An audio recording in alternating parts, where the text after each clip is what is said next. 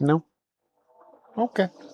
Well, I thought Laura would come and say hello, and my neighbors, I hope you guys don't hear it, but my neighbors have decided that grinding once again on a Monday morning very loudly is a great thing. Let me know, guys, in the comments if my voice matches me, because we've been struggling with that, where it's like the audio is different and I got to put a delay in. So if you let me know, then I know. Good morning, everybody. Good evening for a lot of you on, I guess, a Sunday for a lot of you, because most of you are in the West. But yeah, I made today's topic pretty obvious, moving to the Philippines. And that's because, well, let's be honest, like it's still the most questions you get is, like I get anyway, in emails and messages, is directly towards, I'm moving to the Philippines. What do I need? Where do I go, and everything else? And a lot of you guys know that. Oh, something says it's still off. Thank you very much. Thank you. We're gonna try to do that early because that helps. If I can put a bigger delay, and we'll see if that helps. I put a bigger delay. Let's hope that's 6. Maybe it will. It's still a question. I made a website, thatparadiselife.com, where it like breaks down like where the best place to live, and then everything about each place, and where's the best hospitals, where do most expats go, where's the best neighborhoods. Like it tries to give you as much detail as possible about the places that are right for you. Yet my questions that come in are still the same thing. And so yeah, that is why I have to keep talking about it. I forget. Please forgive me for those who are like, well, how many times are you going to talk about this? And it's like, yeah, and I think it's because like on YouTube, people will watch YouTuber for some time, and then YouTube starts giving them other channels, and they drift off, and then maybe back again later. And but they're giving you constantly new people all the time too. So you're getting tons of different viewers who haven't potentially seen these things, right? Little closer. Hey, I like it. Okay, good. We're getting closer. Try 225. Bam. Now you just have to tell me if it's better or worse from previous. And then eventually we will get this, and then it'll be set. And we won't have to do this all this time, but I appreciate you guys very much. Yeah, so I'm going to wait because you guys are all still on the delay there, and see what you guys say after that. Thank you very much. Thank you. And so, yeah, you do need like your e-health or e-travel, but make sure you use the government one. I don't know if you notice, like when you go to Vietnam, Cambodia, anywhere, there's all these websites that say, oh, we'll give you the whatever, visa or whatever.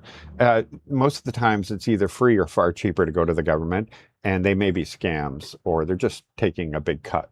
But for example, the Philippines, it's completely free. The e-travel thing that you have to do is completely free. Do not use the first one on Google. That is not the right one. Look for the government.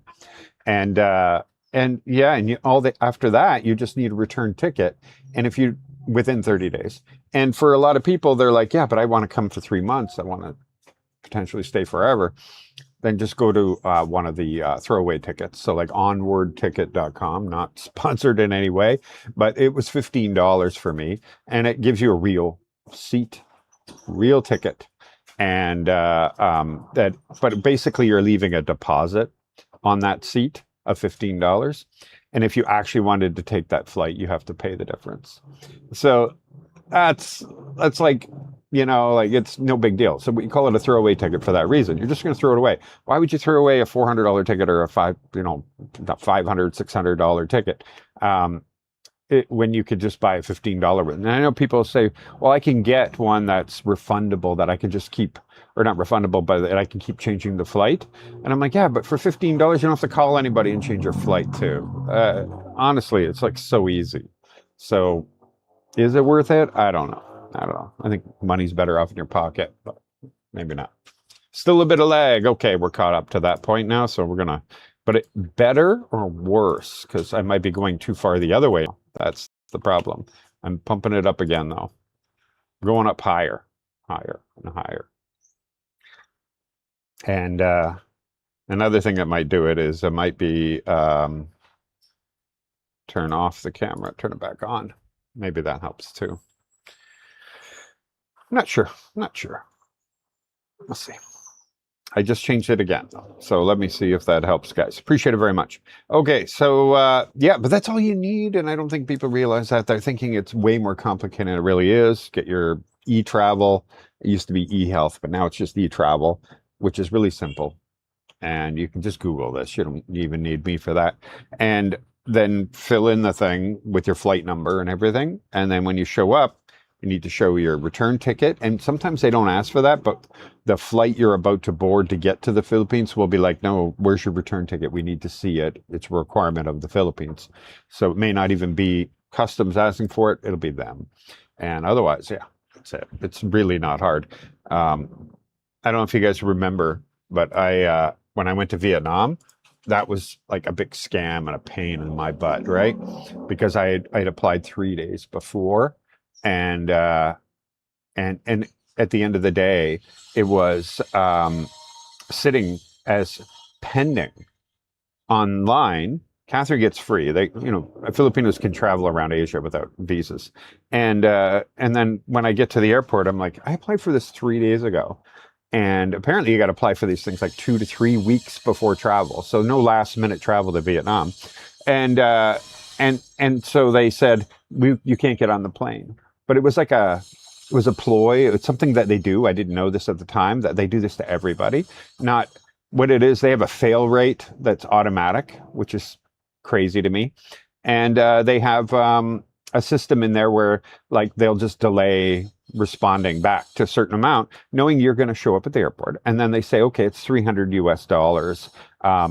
If you go and show me you have $300 US, I'll let you on the plane. And I was like, where am I going to get US dollars? And found there is an ATM in the airport in Manila that you can get US dollars. So I had to go to that ATM, take it out, pay this crazy exchange rate. I'm a Canadian. And bring it back to them, show it to them. They took a photo of my face and they said, okay, somebody will get you when you get off the plane. And the guy was waiting with iPads, and there's a whole bunch of people with iPads, and everybody's faces are on it. And they're like, you're me, you're with me. And you go with that guy, you give him the 300 US, so you get no receipt, no nothing. It's a bunch of crap. And they say, okay, now you're going to sit here all day until the foreign services or whatever approve this or whatever. And I was just like, wow. And so I ended up talking to everybody around me, and everybody had the same experience. One was from LaGuardia, one from Chicago. It's like every destination gets a few of these, maybe 2 or 3 of them. And it's just a thing. They do this across it. And then the funny thing is, so I paid the $300 and they proved me, and I had to sit there all day, lose a whole day of my trip. And I get in, and 2 days later, they reject it, saying you spelt your name wrong. And I'm like, no, it didn't. I'm looking right at it. You spelt your name as this, and that's incorrect. And I'm like, that is my name. So I do know that it's video is like, yeah, I don't know if that's better or worse. Sorry, guys. Yeah. It's not too bad, apparently, but I don't know which way that is, because I don't know how it started off. If my audio was ahead or if it was before there. So I don't know if we overcorrected. That's my point. Because I can only adjust the audio. I can put a delay on the audio. Huh. So I'm not sure now. You guys got me all confused. It shouldn't be this high. It should be lower than this. Let's try that. The chats went off. Anyway, so yeah, Vietnam pain in the ass. Anyway, I don't know how I got down that path other than it was a lot easier to come to the Philippines than it is to go to Vietnam. That was and this guy saying the audio was perfect. I just changed it back. All right. I'm just gonna leave it. I know it sucks. Okay, let me see if you guys have anything here, because it's, I don't know how many times I gotta say it's so easy to come here, and then you can just keep renewing. Like, yeah, people like they ask me and they're like, okay, but now what do I do? And I'm like, well, there's an immigration and pretty much driving distance everywhere you go. There's some little remote islands. You're not going to have immigration. You're going to have to travel every 2 months to go renew. They're still only on the 2 months. There's no more 6 months. They haven't brought it back or anything for renewals on the tourist visa. But 2 months, good to go. Now, you can do what I do. And I only started doing this maybe 6 months ago now. I gave JRC my passport and my ACR card. I just have photocopies, and their office just takes it and renews it for me, and I don't worry about it. It's not like nobody's driving around saying, "Show me your papers," right? So as long as you're not leaving the country or needing to go to immigration, you don't need to carry your passport around, especially once, like if you have a driver's license, you have other ID, right? But then once you're here for a while, I have my Philippines driver's license, so that's my ID everywhere anyway. And it stays in safekeeping this way. So it stays in their office in a safe, and every 2 months they bring it and they renew it. And right now I'm applying for the SRV courtesy with them. So there's a cost involved in that. It's so much cheaper just to go yourself. Don't get me wrong. I'm not saying it isn't, but yeah. Hey, Evans from Georgia, or is it just Evans, Georgia? Not sure. Hello, hello. All right, let's go. Hello, Russ. Good morning. Mr. Say It Right. Good morning from Ireland. Hello, brother. Hello, Michael Catton. Little Laura from Texas. Hello, Robert. Hey, Ralph, brother. How are you, buddy? Good morning. Good morning. Why is the title leaving the Philippines? It doesn't say that. Leaving for the Philippines, it should say. Don't tell me it says that. Don't tell me it says that. Hang on a sec. I need to see this. Does it really say that? No. Now you got me all confused. I thought it said leaving for the Philippines because it was about, that's the topic. People leaving for the Philippines. I'm pretty sure there would be like, hang on, sorry, that's not showing me the title here. It was late. No, it wasn't even late. I don't even have that excuse. Leaving to the Philippines. It doesn't say leaving the Philippines. No. No. You just read that wrong. Nah, I'm not leaving the Philippines. We're going to go on a trip eventually, but look, Catherine is not even capable of traveling locally right now. I'm going back to see our friend there, Bob, in Estancia to go show his place, and he's got his whole solar set up so much that he has so much extra power, he powers the neighbor too. Anyway, and Catherine's just not able to come, which is in a lot of pain. So it's not getting that much better. Good morning, Mike and family. Hello, Phil. Billy, what's up? Condo living for me. There you go, Michael. Makes life simple. If you want to, especially if you want to travel or you want to go 6 months, 6 months, there's nothing wrong with a condo, man. It's just, if you're like settling down and everything, well, then again, there's different strokes for different folks. There's people in BGC that have settled down and they love their little condo life, but like, I guess it's no different than me. I have this little tiny house here, right? Like, I don't even know how many square meters it is. I think I figured it out. Like, one way is only 8 feet and one's 14 or something like that, 2 floors. And really a balcony is part of the second floor. So it's really small, right? But we're indoor-outdoor living. And if you're living in a condo, you're probably living in an area where you spend most of your time like around. If you're in BGC, there's lots to do, tons to do. And maybe you're not just sitting inside all the time. And even if you're a solo guy, maybe you just need a lazy boy, your TV, your internet, a microwave. Got to microwave those steaks. And a bed. I don't know. So different strokes for different folks. It's just, I know there's a lot of people out in the West that are used to, like Texans, used to these big houses, lots of space, and 4 walls might be the opposite of what they're looking for. I do try to put myself in other people's shoes because of course, people want different things. Even when people are saying something completely opposite of my opinion of something, like I get it because I can put myself in their shoes and go, yeah, okay. If I were them and they had especially when people say dating in the Philippines is dangerous and horrible and they're all scammers and all that. I'm not agreeing with them, but I can put myself in the shoes of somebody who's been scammed, been treated and poorly, that kind of thing. And I can get why they have that personal opinion, because it happens all the time. All right, all right. Let's go. Let's go. Oh, you guys want me to clap? That's a smart one, actually. All right, tell me, you ready? Are you ready, guys? I'll do one more. Was my hands touching before the sound or after the sound?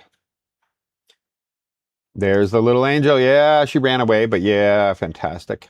Yeah, I finally fixed it so that I can do widescreen and vertical. So you can have both. You get to choose. It's a new one that YouTube did, and I didn't set it up properly, so everything in my streaming software was showing like old storm videos. It was showing everything on the screen, and I figured it all that out.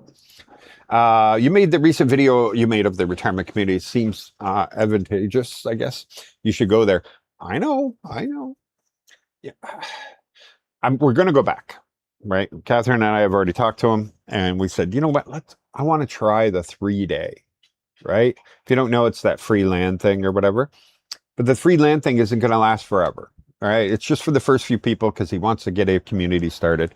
And I've said this before to people, in that there are a lot of places that are empty because they don't have the marketing, they don't have and also like it's a lot to get the first people in.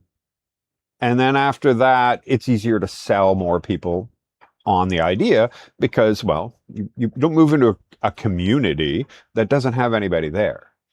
And so it's not a bad idea what he's doing. It's smart. You're going to put the first 5 people in for free. Sure, no problem. But it's 64 hectares.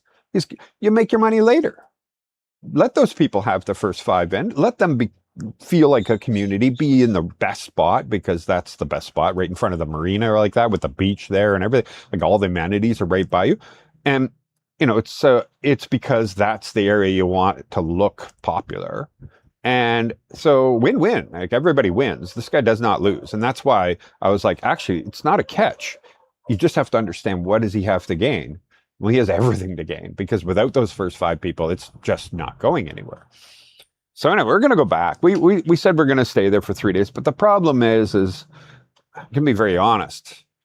Like, I still love Ross. I love it here. I love it here. We aren't going to be renewing. We knew this, right? Next June, we will go. But we're really still set on, like, we have mountains here too, in the city.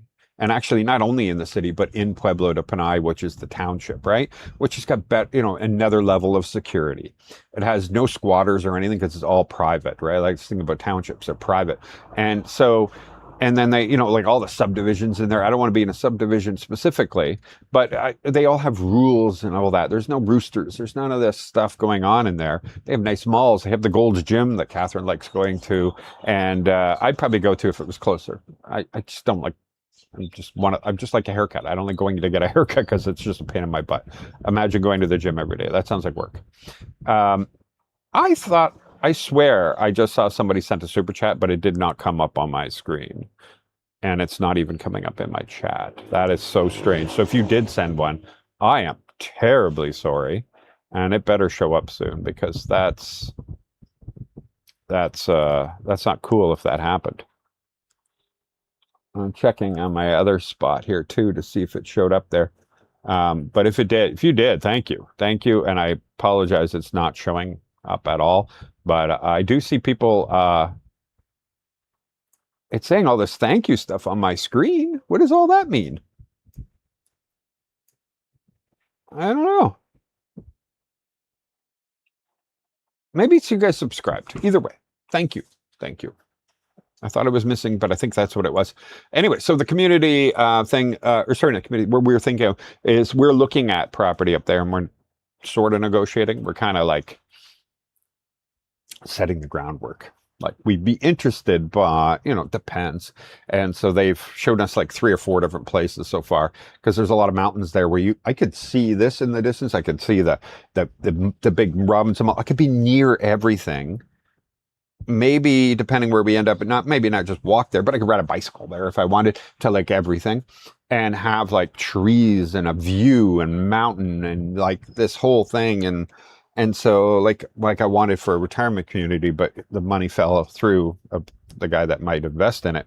And so that's what's going on. It's I'm still gonna go check this out. Never say never, but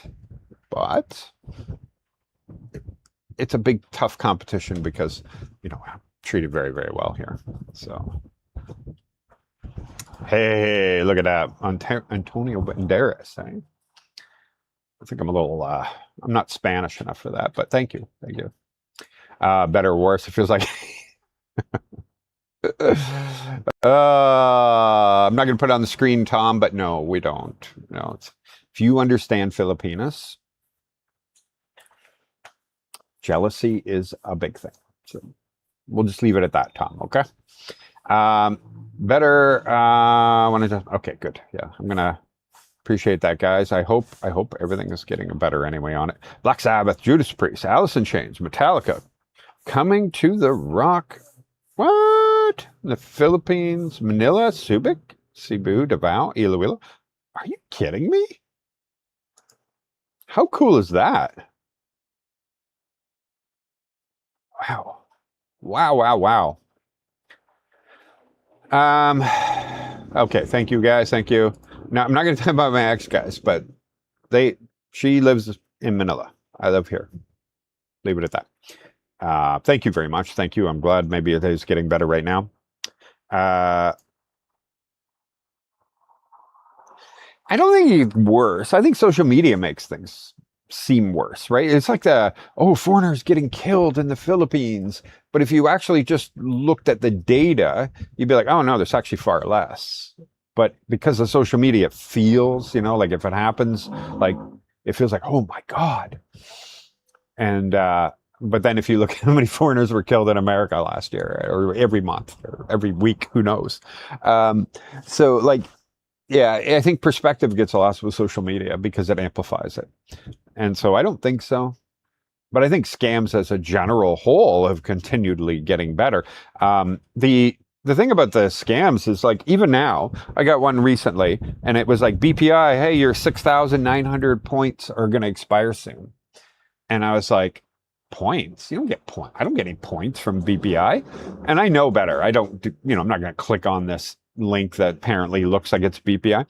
But I go to my app and I click on the messages thing. There's nothing in there. And I know I don't have points. But then a few minutes later, a BDO, another bank here, right? Another BDO, your points are going to expire soon. And I'm like, wait a minute, I don't have BDO. And it's the same amount of points. And when I get home that night, Catherine and Anne, who does the cooking here right now, because Catherine's not feeling well, they all got the same texts.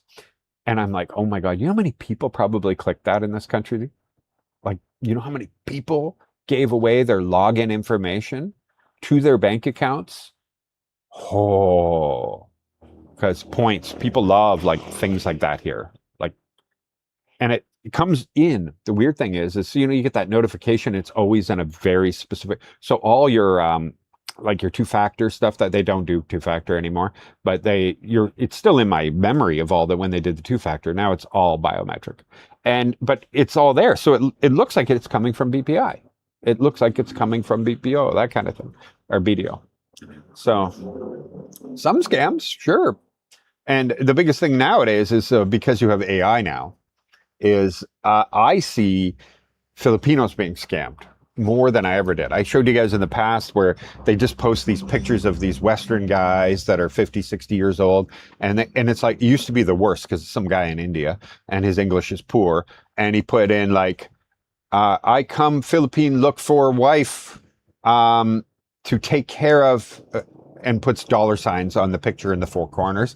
And 10,000 comments and loves and shares and everybody, yes, please, me, sir, me, sir. And so somebody's pulling some scams on Filipinos in that case.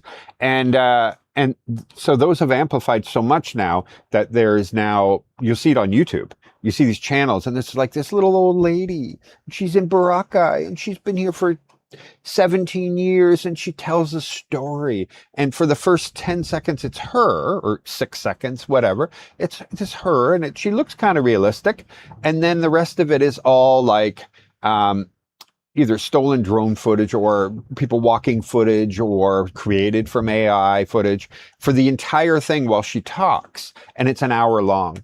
And these channels are getting enormous views because people are thinking, wow, look at all these gray-haired old ladies. They're all living and retiring in the Philippines all over the place. And even in some of the footage, you're like, they go by all these restaurants and the patio, there's all these, retired gray-haired couples, 70-year-old couples, sitting beside each other, both foreigners, all of them eating dinner and everything. And it looks so damn realistic, except for if you've been to the Philippines, that's not that's not here. What are you talking about?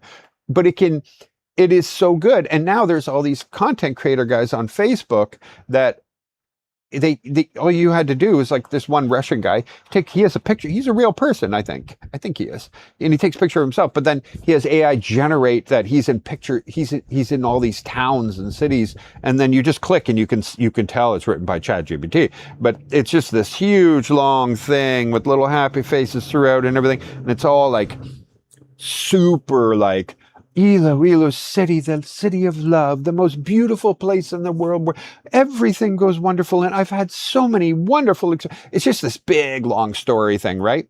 And then you got like the mayors sharing it and everybody's sharing it. Well, Facebook pays even for photos. Now you need a lot, but guess what? These guys are getting 20,000 likes on a picture.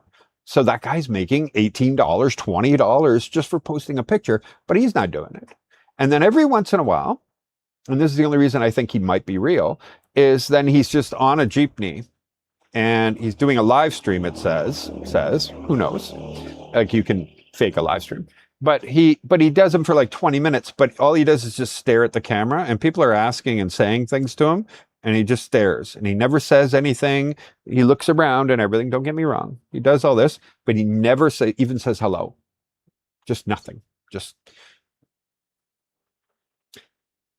And it's just like, I don't think, maybe he doesn't speak English. He looks Russian. That's why I said Russian or Ukrainian, something like that.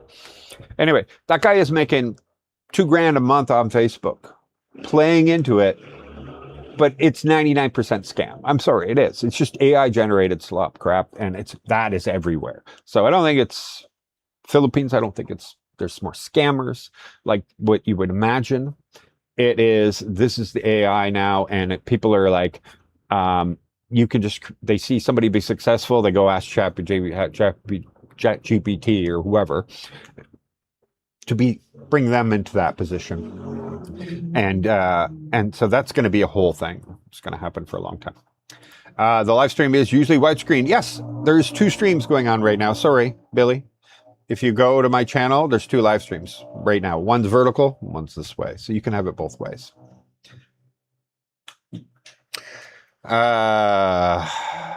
Let's see. Oh, yeah, somebody else already pointed that out. Thank you very much. Hey, Mike, I've been watching for about 6 months. I landed Manila September 1st, then heading to Iloilo because of your videos. Hey, fantastic. Yeah, and even in Iloilo, where you go in Iloilo will change everything about how well you enjoy that city. Because I've had people go there and they're like, ugh, don't even like that city. What are you talking about? There was nothing to do. I had nowhere to go and all that kind of stuff. And but I asked them where they went, and they were like, in the downtown core. Well, downtown core at 5 o'clock is dead, dark. Like, it's just businesses down there and like the schools and everything. And then everybody goes, so everybody goes to the restaurants and everything.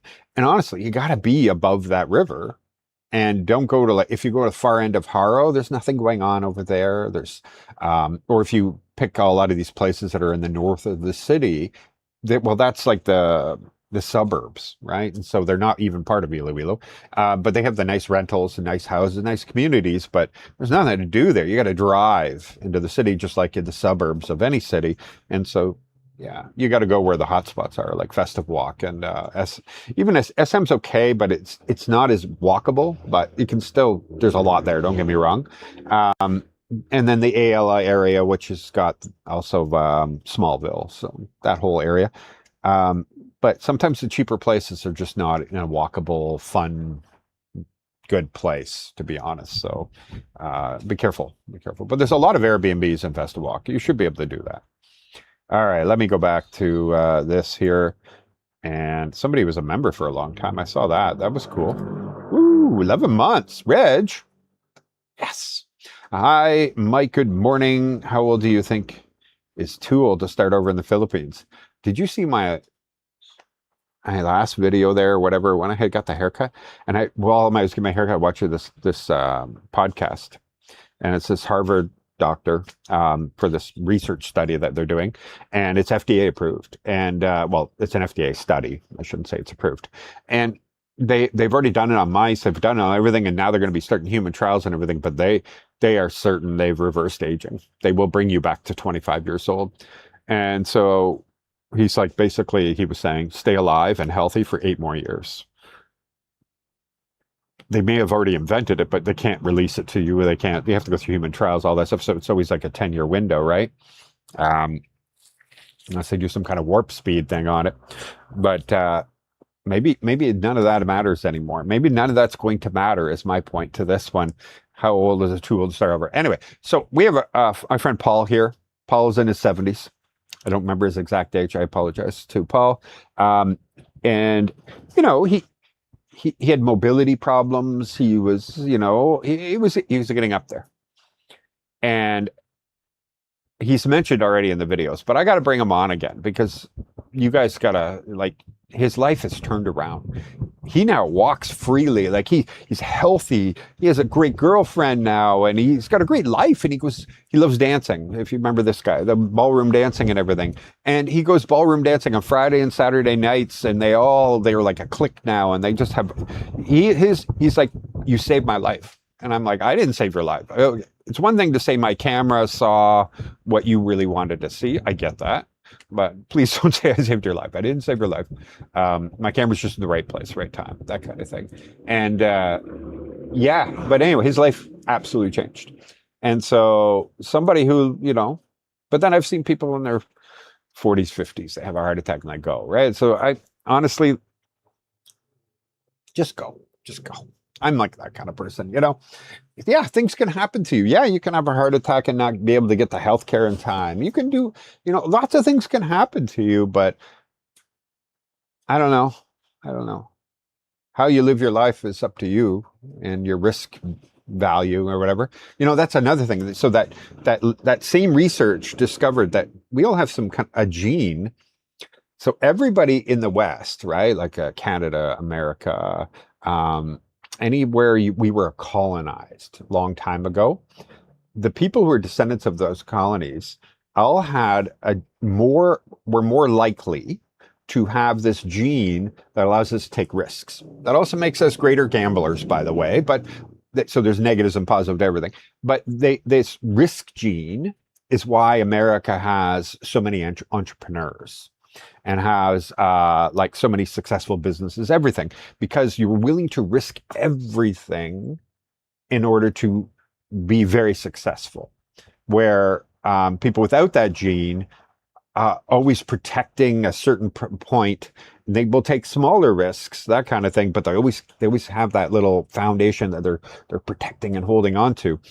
And the funny thing is for Asia, they said, just Asia as a whole, only 2% of the population that were out of the studies that were done have that gene, that risk gene. Where places like America, Canada, so like England, no, because they didn't.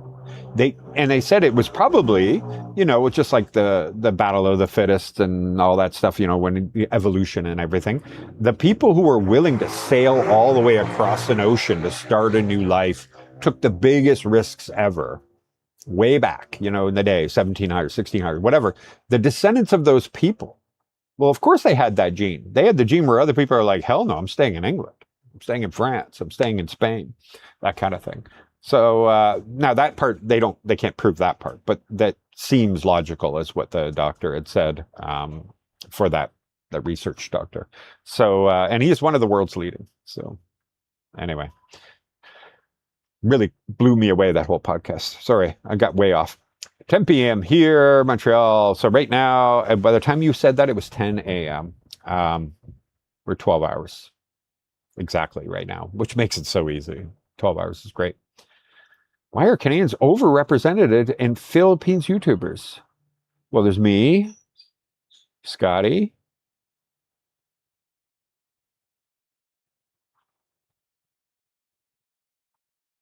I get, there's there's a lot of smaller ones, I guess, but I don't know of like the really big ones. Um, if you say like 80,000 above, 100,000, whatever.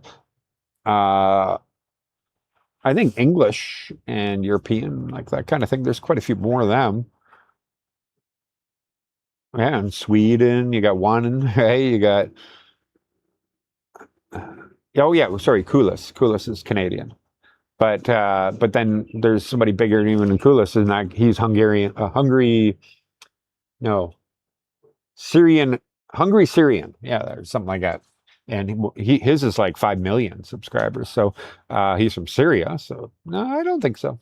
Maybe YouTube's just delivering you the Canadians. Mabuhay, somebody had said. Sorry, it jumped on me right as I clicked that. Mabuhay. Hey, look at this. Whoa, whoa, whoa, whoa. Michael Onstad. Thank you, brother. Thank you. Thank you. Appreciate it. Just sent somebody to you last night. They trying to figure out their health insurance. And we're so concerned about not private hospitals not being able to direct bill with their insurance company, but he's like, public hospitals. He tore his ACL or something like that. He was saying, and he's like, it doesn't seem like they'll take private insurance at the hospitals. And I'm like, well, private hospitals are more likely than not to say, no, cash. You can go ahead and submit your receipts and you'll get paid. But I said, maybe Michael Onstad will be able to help you. Thanks for the super chat, Michael. And what's this? Reg. Okay, this is what Reg is famous for. 10 of you have just become a member of the channel. Thank you very much, Reg. Thank Reg, please, if you got a free gift membership. It's random, by the way. Reg didn't get to pick, so don't go, hey, Reg, you didn't give me one. It's not his fault. Laura, are you going to come say hi? I saw her. She wanted to, and then she ran away. Here, come say thank you to Reg. Come say thank you to Reg. Wow, you're sweatier than me. Yeah. Say thank you, Reg. Thank you, Reg. There you go. There you go. Thank you, Reg. You doing okay? Yeah. You running around a lot, eh? Yeah. Yeah. I'm making her Canadian, by the way, if you didn't notice. All this Canadians, A. Anyway, I'll get back to the comments. Sorry, guys. I've gotten so many emails, so many messages. And I've been trying to figure out, I'm not trying to start anything, and I don't want to start anything. If you looked on the live stream, I was perfectly normal. Okay, everything was normal with him because I was rushed, right? Like that's the day I lost my phone at a construction site and I had to go. And so I came back and she's like, Scotty's at the bar. And I'm like, where's my phone? And then she called it and all that. So we raced over there and said, listen, I can't stay. I just found out my phone's an hour and a half from here. The guy's going to leave the construction site if I don't get there in time. I got to go get my phone. This is a horrible timing, but I just wanted to say hi. So that happened, right? So that was on his phone, for his live stream. Okay. But then he's like, hey, can I just quickly before you go, with his like GoPro, DJI, same as me, basically. I think he is the 5, I think it said. And he doesn't have it on a gimbal or anything, like he just holds it in his palm, right? And I said, of course. And so this is what happened. This whole thing was, 30 seconds probably, is he picked it up and it still appeared off. So my camera, when I'm recording, there's the red light on the back. The camera goes beep, when it's on, because I wait for the pause. Like when I press mine, I wait the few seconds for it to beep and the screen comes on. Now I know I'm recording. But his stayed black. Nothing. None of the screens come on. The button didn't go on. Nothing. And it's in his palm like this. And I'm like, so I look confused. That's what it is me staring at it going, and he's starting to talk. And I'm like thinking, your camera's not on yet, right? But then I remember it's Scotty boy. Oh yeah, yeah. So most people don't realize they're being recorded by Scotty Boy. It is what it is. No, you can make your own judgments on it, but I had no idea it started yet. I'm still kind of like first few seconds there. I'm like, and he's talking, but I'm like, there's something wrong here. It hasn't turned on yet. And then I was like, okay, good supporting Scotty. That's why. That's why. But if you look on the live stream, it was totally normal, which was seconds before that. So take what we will with that. Yeah, that's a new thing now. YouTube is putting it in vertical and putting it in horizontal. Well, they give you an option. I'm like, okay, well, whatever, do it. I don't care. You can reach more audience. But yeah, please, if you guys watch on your TV, please make sure you're getting the widescreen, or if you prefer to watch it on the widescreen, I'm offering both. It's better than when we were just doing the vertical, because YouTube was pushing that. They were like trying to get everybody to put it into the short stream, all the live streams, right? And so at least now you have the option. Both of them are available. Grab whatever one you like. 3 of the top 5 YouTubers. I don't think so, but maybe the ones that YouTube is delivering to has been Canadian. That's probably what it is. But they're like, there's YouTubers 500,000, 700,000, 250,000, 5 million, 1.5 million. There's a lot. It's just no, it's a lot. It really isn't. But there's probably 12 foreign vloggers in the Philippines currently, not guys that jump all over the world and stopped here for a few, but maybe 10 to 12 of us. And it's true then. Well, I don't know if Scotty's at 100 yet, but either way, let's just put him in there. But he's leaving, apparently. We'll see.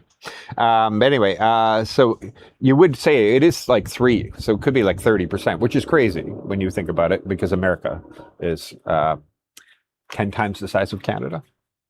I don't know. Maybe people like Canadians. I don't know. Good morning from Bacolod City. Hello, Craig. Minnesota, USA here. Was in Cebu all of June. Can't wait to get back to the Philippines. Fantastic. Kat is doing great. Thank you very much. She's in a lot of pain. Don't get me wrong. But like we check her blood pressure, everything else. She's doing great, and she's walking a bit. She cooked last night, but she was in a lot of pain afterwards. But nothing like where she couldn't even move. Juggle Wonder admitted he don't like to mingle with other people. Oh, okay. Well, there you go. There you go. Well, you can tell. How often does he ever see him talk to other people, right? Like other than people working and stuff. What can he be? Where's I was there for 3 minutes of the whole time. He just stopped in and left. So. Hello from Kentucky. Hello, Chris. I don't like skyscrapers. There you go. How much is the land lease in your area? So there isn't really that, but it doesn't mean it isn't. We have no publicly, like, it's rare, right? Like, it's rare to find anybody willing to lease land other than for commercial. Commercial is very normal, but they just don't know if it's a thing.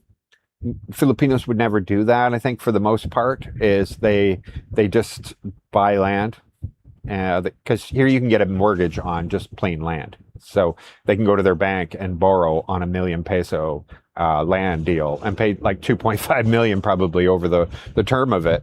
And so that's why all these subdivisions, they sell these lots to people that they have very low paying jobs, yet they own a lot, but they can get a mortgage.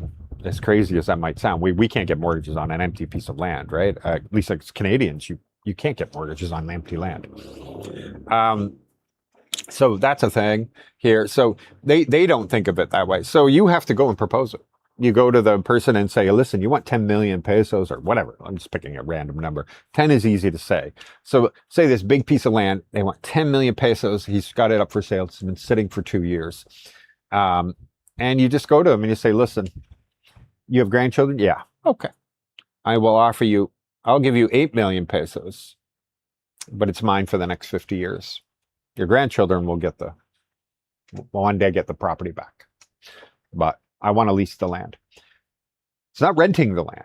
People might mistake that, going, "Oh, why can't I just rent it for 50 years?" Well, because whatever you agree on today, it's not going to be like, nobody's going to say, "Okay, fine, give me $200 a month, you can have my land," and honor it in 20 years from now, 30 years from now, 40 years from now, when $200 is worth a penny. It's just not. That's just not, and it's not going to hold up anyway. They'll just not renew your rent, or something like that. But when you do, I can't remember the actual term. Maybe somebody can put it in the comments. The long-term leases here under Philippines law, it has a specific. It's like suffocate, but it's not a suffocatory. I totally screwed that one up. It's a term, and that is where you would pay. Now, it may not be 80%, but generally it's 80% of what it would sell for. But they give up, like, it's put on the title that it's your exclusive use, and you make sure it gets put on the title, your exclusive use to 20, what are we at? So 2075 or whatever, what it is. You're not allowed to go over 50 years, and legally it's supposed to be 25 years plus a 25-year renewal. So check with a lawyer on that. But then the executive order that still stands, which was many presidents ago, sets it at 50-year max. How you get around it is if you have an Airbnb, you have a resort or something on the property, then you can fall under commercial, and you can live on your own commercial business. Then commercial is 99 years, but you just don't see people publicly doing it. You are seeing some retirement communities or people who have a large vast of land who are like, wanting to start a retirement community. There is like a 3 or 4 people thinking about it, or at least publicizing it. I just have never seen anybody like Nelson there who has already sunk that much money into it, and it's good to go, right? Like he's got enough solar power now that he doesn't need to expand, even though a bunch of people build the houses. The electricity is going to be there, and it'll be free. He's got that. He's got the water collection arranged and everything, so that he doesn't need to expand right now. Even if a bunch of houses came, he'll have to expand as he goes. But he's ready. Where everybody else has just got the empty land, and they're like, "Yeah, we'll put roads in, and we'll do this, we'll do that, we'll do this." If you want to come in on this community and lease, but they're asking you to help them start it essentially. Where Nelson's not asking you to help them start it. It's done. The roads are in. Marina's there, like all these amenities are there. Go ahead and just put your house up. Do it here, and you'll be connected to our power line, our water line, everything. Like, yeah, that's where it's special. I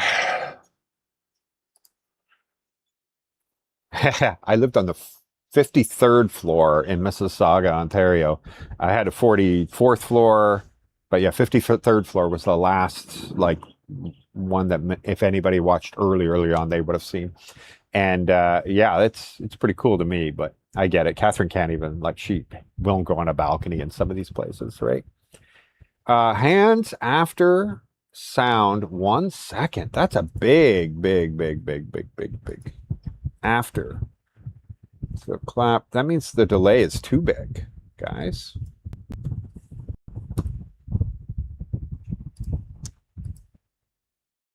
And by the time you're reading this, are you ready?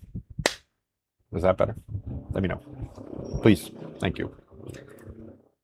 Let's see if that helped.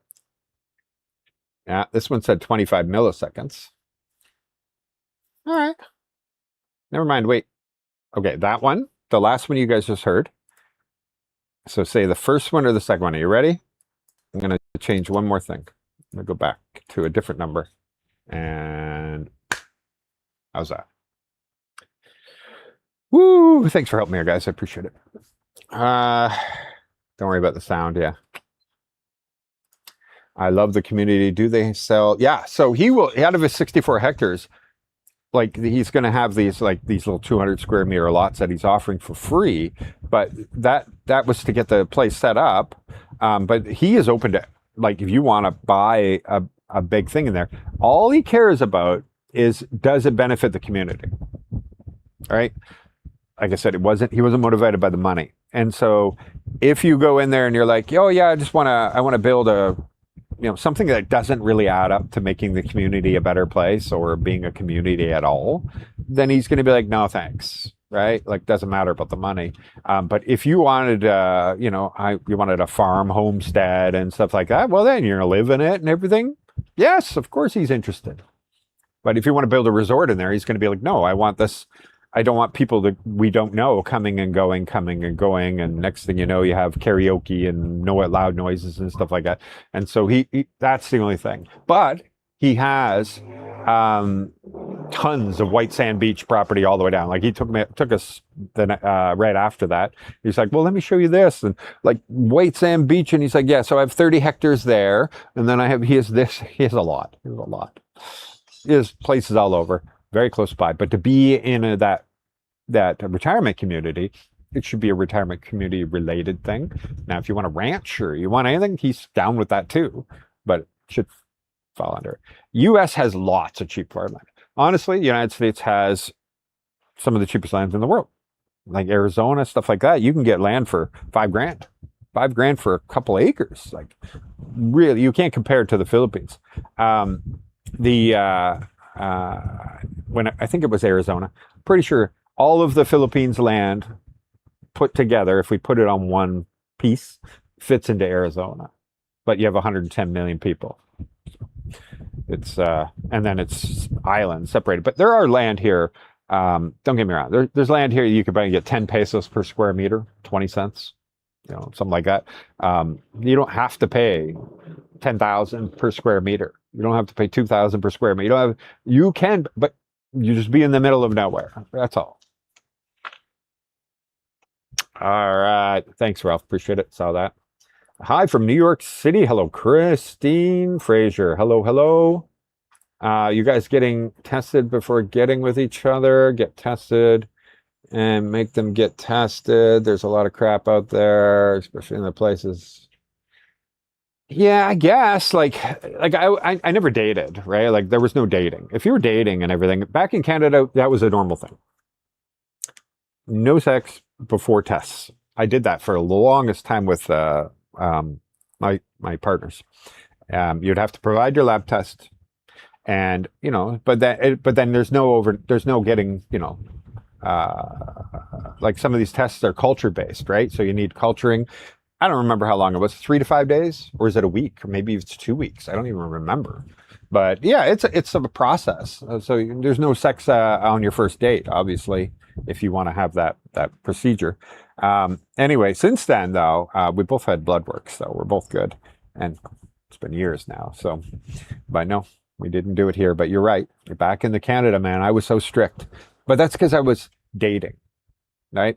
Like, I'm thinking before I got married the last time. I was single from 30 to 45. Yeah. 15 years. And so I just dated. And so I held that strict rule when I dated.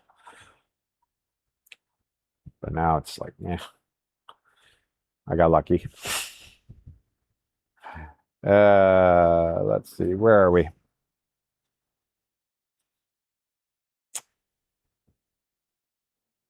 YouTube is full of it. Yeah, and they're cracking down though. I think this is a very short period of time. It's not like they can't detect it. They can detect it. And so YouTube did a whole, like, shut down so many channels. And that when people write me, everybody's considering it now. They're all like, oh, I could start a YouTube channel. I'll do this with the AI stuff and everything. I'm like, don't. They will demonetize. They won't monetize you, because they're just gonna, when you get monetized, what they do is they check out all your content that you use to get all your views that you qualify for. And if they detect copyright and AI. And so AI is allowed, but it has to be following a bunch of rules. And the biggest thing is either the voice or the picture or the video, whatever, must be real. One of those must be real. You can't use an AI voice with an AI video and then put it on YouTube and be monetized. So, monetization determines everything. That's how, without monetization, people just won't spend the money on AI and time and effort and everything else. So, I don't know. I think they will have it locked down soon. But Facebook's got to do it on pictures. They're doing it on video now. They're detecting AI, but they got to do it on pictures too. How old are you now, Mike? Reg, look at this. Look at these gray hairs. I'm 51, brother. I don't get the gray hairs here. This is why I keep dyeing my beard. I know you guys some of you guys like to make fun of me, but I'm like, nah, man. I just want what does it say? You want the carpet to match the drapes or something like that, you know? So I just like, if this had the same, I would be like, nah, cool, salt and pepper. People love salt and pepper. You know, people like, who was that guy? It was Mike. Yeah. He would dye his gray hair, like he would put gray in his hair because he was in his 30s. And he's like, because he gets more respect because he looks more mature. And he would do that on purpose. Can't remember his last name, but anyways, he was a YouTuber here in the Philippines. He had 500,000 subscribers, but now he went, I think he lives in South Africa or something like that. But he would do that just to look older, wiser. And he's like, girls like, you know, that. Or if you look too young, they're like, you don't have any money. That's probably why. Oh, it jumped on me again. Sorry, hang on a second. But thank you, Reg. There you go. 51, brother. 51 years old. Old, brother. Old.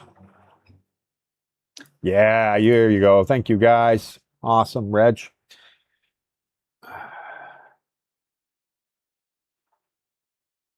Oh, look at this. Another one? RB. All I got is RB. RB, you didn't even, if you have a message in here, RB. Oh, I just see one right here. Thank you for the $10. I'm going to go to your message, though, but thank you for the $10.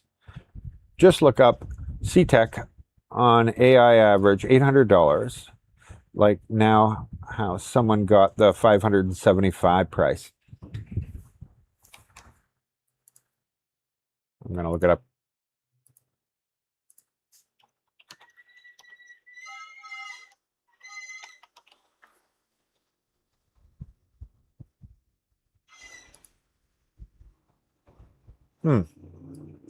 Nothing comes up for that type of price.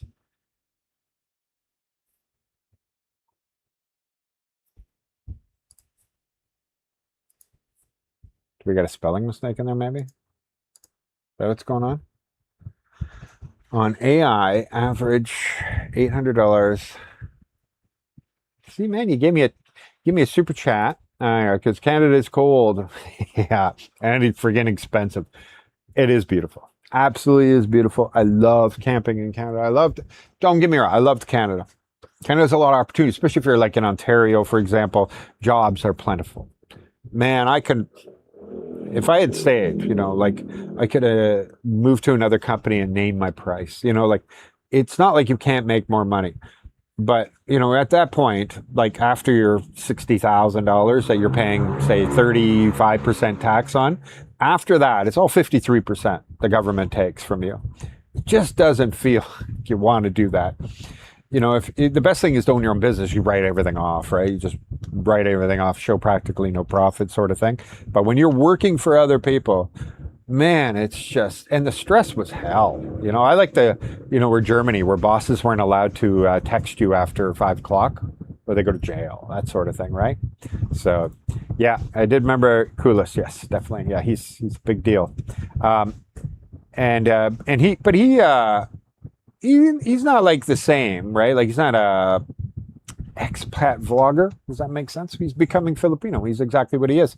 But he's not, this is how you get a visa. This is what it's going to be to move here. This is what the rent's going to be here. You know what I mean? Like he's literally becoming Filipino. He shows you this is what it's like if as a Canadian to live the Filipino life. So that's okay. Billy, brother, don't worry about that. Don't worry about that. I appreciate you very much. That's all good. It's all good.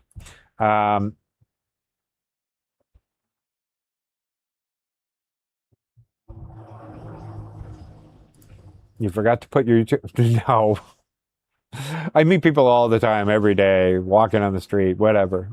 No, it's not that. Just like I said, I'm standing there going, there's something wrong here. Your camera's not working. It's not recording. So anyway. Bam. Reg, once again, 2 minutes. 2 minutes for looking so good. Thanks, Rich. Thanks. Thank you for the super chat, buddy. Thank you.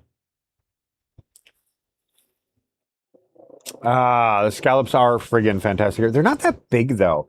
They harvest them too soon. I'm gonna be very honest. Same with the mussels, the oysters. You know, mussels, oysters.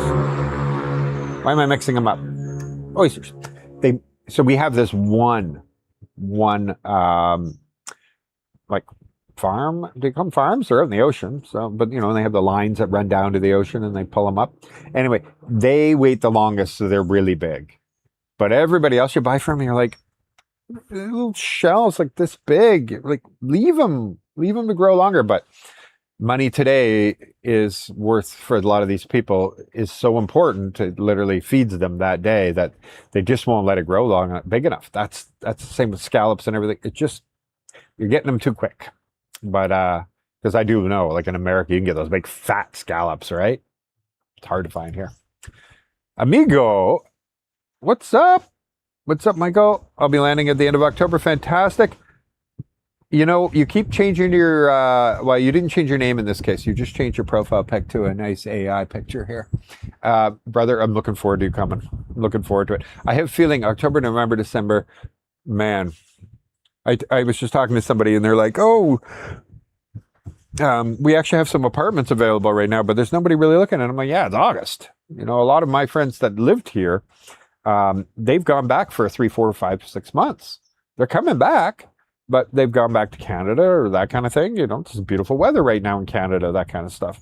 But they're coming back. They don't want to be there in the winter. And so, yeah, it's like cyclical. So right now you really do have your pick and choice. But 2 months ago, you did not have a pick and choice of rentals in the city. No, God, no. You were just begging to find anything. Now's the time. Thank you, brother. I'm looking forward to seeing you. Looking forward to seeing you. And we haven't decided on years yet, by the way, if we're going to go to the city. I know other people had asked me, and I know they already made the reservations and all that. And I'm like, I just don't know. Just at this point, I just don't know.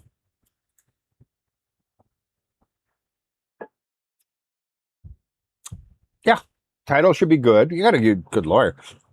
And you want it added to the title that it says for the exclusive use of this person until this date. And your lease also has to be like locked down and notarized and filed, and you want everything. And it has to have, you have to be able to sell it or pass it on if you die, that kind of thing. You need the transfer rights. You absolutely need the transfer rights. But it is a good deal in a country that you can't build a house. You can't own land. I mean, if you can't own land here, it isn't a bad deal. I know. On one hand, I'm like, now it's like, damn, they're probably going to figure out aging and reverse aging. They already say they already have, but it's not, you know, it's being tested on, it's only been proven on animals so far. But, and then I'm talking about, but then again, 50 years is a long time to be in one place. You're probably ready to go and do something else. And money may not mean a whole lot to you in 50 years either. So the whole world's changing, guys. Most of the shorts on Facebook are AI generated. Yeah.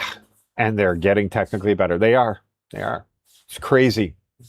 Absolutely crazy how easy it is now to make good content on Facebook. On the AI. The whole world's going to change. You won't know who to trust. Thankfully, people like me will actually be seeked out, I think. The ones that, like, this is like a talking head video right now. So this could be replaced by AI, sort of, right? But when you're showing people in real life what things look like, people will be seeking that. Because AI can fake a drone footage, fake anything, fake talking heads, all that stuff. But if you're actually considering going to move to that place, travel to that place, whatever, you're going to want to know what it actually looks like. And this will be like one of the bastions of places that you can actually still find the true view of what it looks like. So when we walk down a road and showing you with the camera will be your real true view. And it's going to be crazy outside of that. AI will just be, it will be able to beautify anything, make it everything. Literally, in the Philippines, they have laws that say you can't be negative, right? And so I wonder if AI will read that and go, oh, I can't say anything negative. And I'm not saying anything negative, but my camera's showing you the true picture when I walk around or go to places.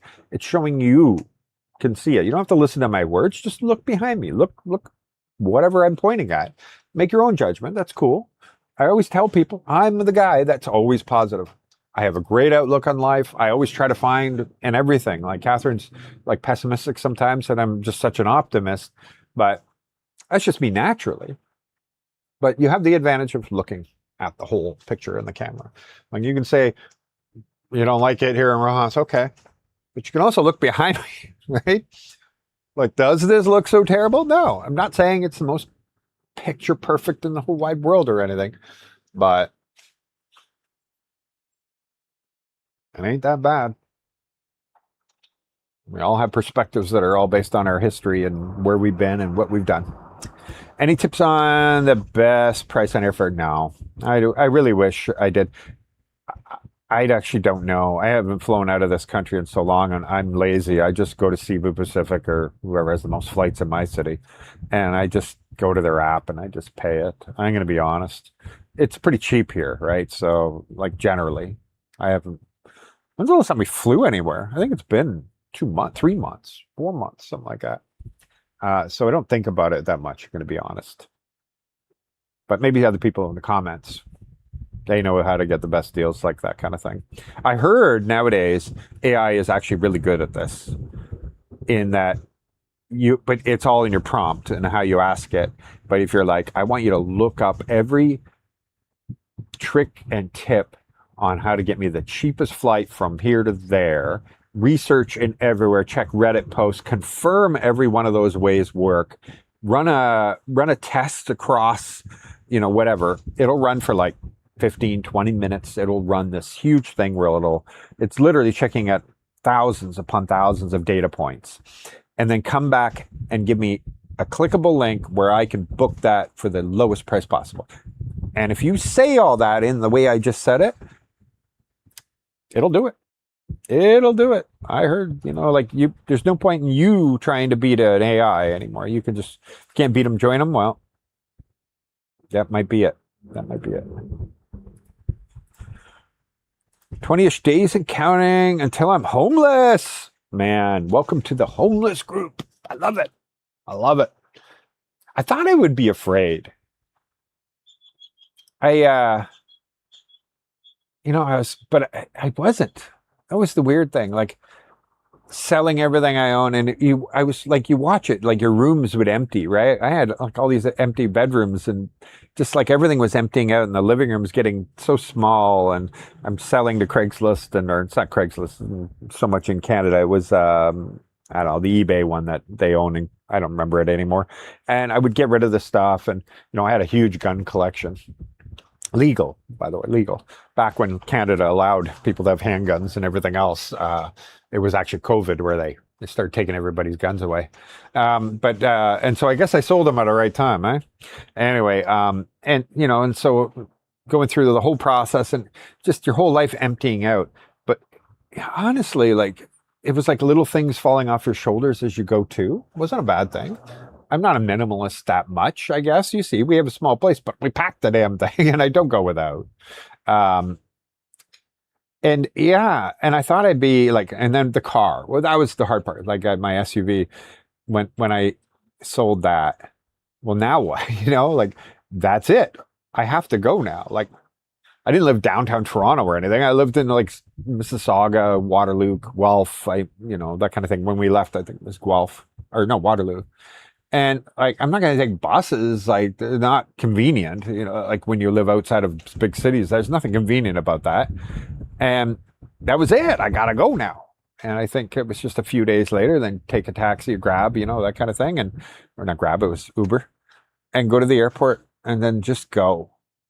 And you just got these 2 suitcases, you're pulling them, and there's nothing left. And I thought it would be a big deal. But it wasn't. It wasn't. It was so cool. It was exciting. Just went to Cambodia, sat in a quarantine hotel for 2 weeks straight, not allowed out of your room, and they lock you in there, and then they bring you rice and some terrible meat looking thing for 2 weeks straight. And then they let me out, and then they went crazy on their restrictions, so I got out of that country. But after 2 weeks in quarantine, then 2 weeks wandering around the country, and then I got out. But then I spent, a year in Albania just free with only just 2 suitcases. You buy a couple little things, shirts or whatever, that kind of thing. But I didn't really buy very much. Well, no, that's not true. I opened a business in Albania though, because you had to. It's the only way to get permanent residency there, and you can't be a tourist there if you're not American for more than 3 months. So I had to do something. But yeah, it's nice. It's nice. It's almost like I want to feel that again, just like you're feeling it right now. I want to do that again, but it wouldn't be the same. I could leave here, but that wouldn't be the same. I love it here anyway. I don't want to be anywhere else. LAX direct flight right now is an $800 range. Whew. That sounds reasonable, is it? And look at that. I got it. Oh, 700 for rare. Okay. That sounds really reasonable. As a Canadian, like flights, I remember returns were like 7,000, 6,000. That was COVID. So I don't remember looking ever since then. Greetings from Anchorage, Alaska. The wife and I enjoy your videos. Prayers to your wife. Thank you very much, Kevin. And Anchorage is, I haven't been. Have I been to Anchorage? No. I've been to Skagway, Alaska. But I haven't been because I was in the Army base, it's a Canadian Forces Northern Area, Yukon. And we had a recce up through the mountains and down, and then we ended up in Skagway, and it was the coolest little town. It looks like something out of the 1870s or 60s, like cowboys and westerns. And it was so cool. But then gigantic cruise ships at the end. That's all I know about your Alaska, but Yukon's kind of big. It's got to be kind of the same. For the record, we know whether age reversal in humans is possible in a couple of months. The first human trials are taking place. Oh, there you go. For glaucoma now, for anyone interested. Yeah, David Sinclair. Thank you very much. That is the doctor. David Sinclair. You can look it up. And it's incredible how fast everything is flying now. AI may give you the AI slop. It may give you all that shit there, but it can make calculations that would take us thousands of years. And like even our best computers weren't able to do that just a few years ago. We're not even talking about quantum computing here. We're talking about just telling a billion, maybe not a billion, but yeah, I guess, yeah. But you can test like a billion parameters all at the same time sort of thing in a very short period of time. It's just crazy. Everything's going to change, guys. Everything. Okay, you guys are talking to each other. Great, fantastic. I am probably way behind, so I'm going to stick to a little more comments. But anyway, no classes in Metro Manila. How is it there in Rojas City? It's absolutely beautiful, as you can tell. We've been barely getting any rain. We've got no storms. Knock on wood, guys. I don't know what to say. I know that this is bad for farmers. I know it's really bad. Like, where's the rain? Right? We get a little bit. Don't get me wrong. It's not like it's drought, but it's just hot every day. But we're not getting, like, this is not rainy season. This is very strange. Well, it's not strange. We expected it. Greetings from Newmarket, Ontario. What's up? What's up? I used to have a booth at the Newmarket Flea Market. It didn't do very well. My one in Stouffville did way better. I used to buy and sell silver and gold on the weekends for the hell of it. I had a good time with that. And old currency and stuff like that. I love doing stuff like that. Hi, Mike. Hope all is well with you and the family, and hope gets better soon. Thank you very much. Thank you. Good morning from Butuan City, Mindanao. Good morning. I've never been there. Got to go there. I like staying in West Fargo while going to Rolog Steam Tractor Show. That sounded like a rhyme there, brother. Rolog Steam Tractor Show. I've been to Fargo once, but I never saw your tractor shows. I was 2PP CLI. Who did you serve with? I was in, so you're in Princess Patricia? Yeah, no, I was just in reserves. And so the part where I was in Skagway and Yukon there, I was in the baseboard and Army cadets back then, and so I was their staff. I was staff for the Army cadets for the summer. That was the time I was up there. But yeah, no, I was based out of Georgetown when I was in the reserves, the militia, not for very long, by the way, and because I split my knee open. But yeah, it was good. I was destined to be in full reg forces, but I never finished high school, so they wouldn't let me in. I loved Army cadets, man. I was big in Army. I was chief warrant officer of my Army cadets, of huge number. At the high 180 cadets under us, and then and it balanced out because I did a huge recruiting thing. Yeah, it still balanced out at over 100, and it was really big cadet corps. Well, we were on a military base boarding, so it was cool. So yeah, but I was staff there, and Ipperwash was my other staff, and then that's when the Indians came in and took back the whole base. Anyway.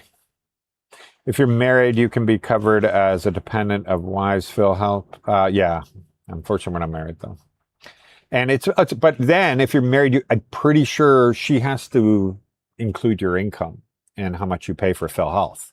So you can have it, but you have to have it both ways. And so that can make your Phil Health very expensive all of a sudden. I could be wrong, but if they're going to cover you, I'm pretty sure that's how it works. Catherine's only 9,000 pesos a year. But that's because the Beaver lost money. So she showed her zero revenue, her zero income for last year because it was a negative, because she lost. Actually, I don't even know if you're allowed to show loss. Whatever it was, it was a little enough that it came to 9,000. Much better with the widescreen. Yeah, thank you very much.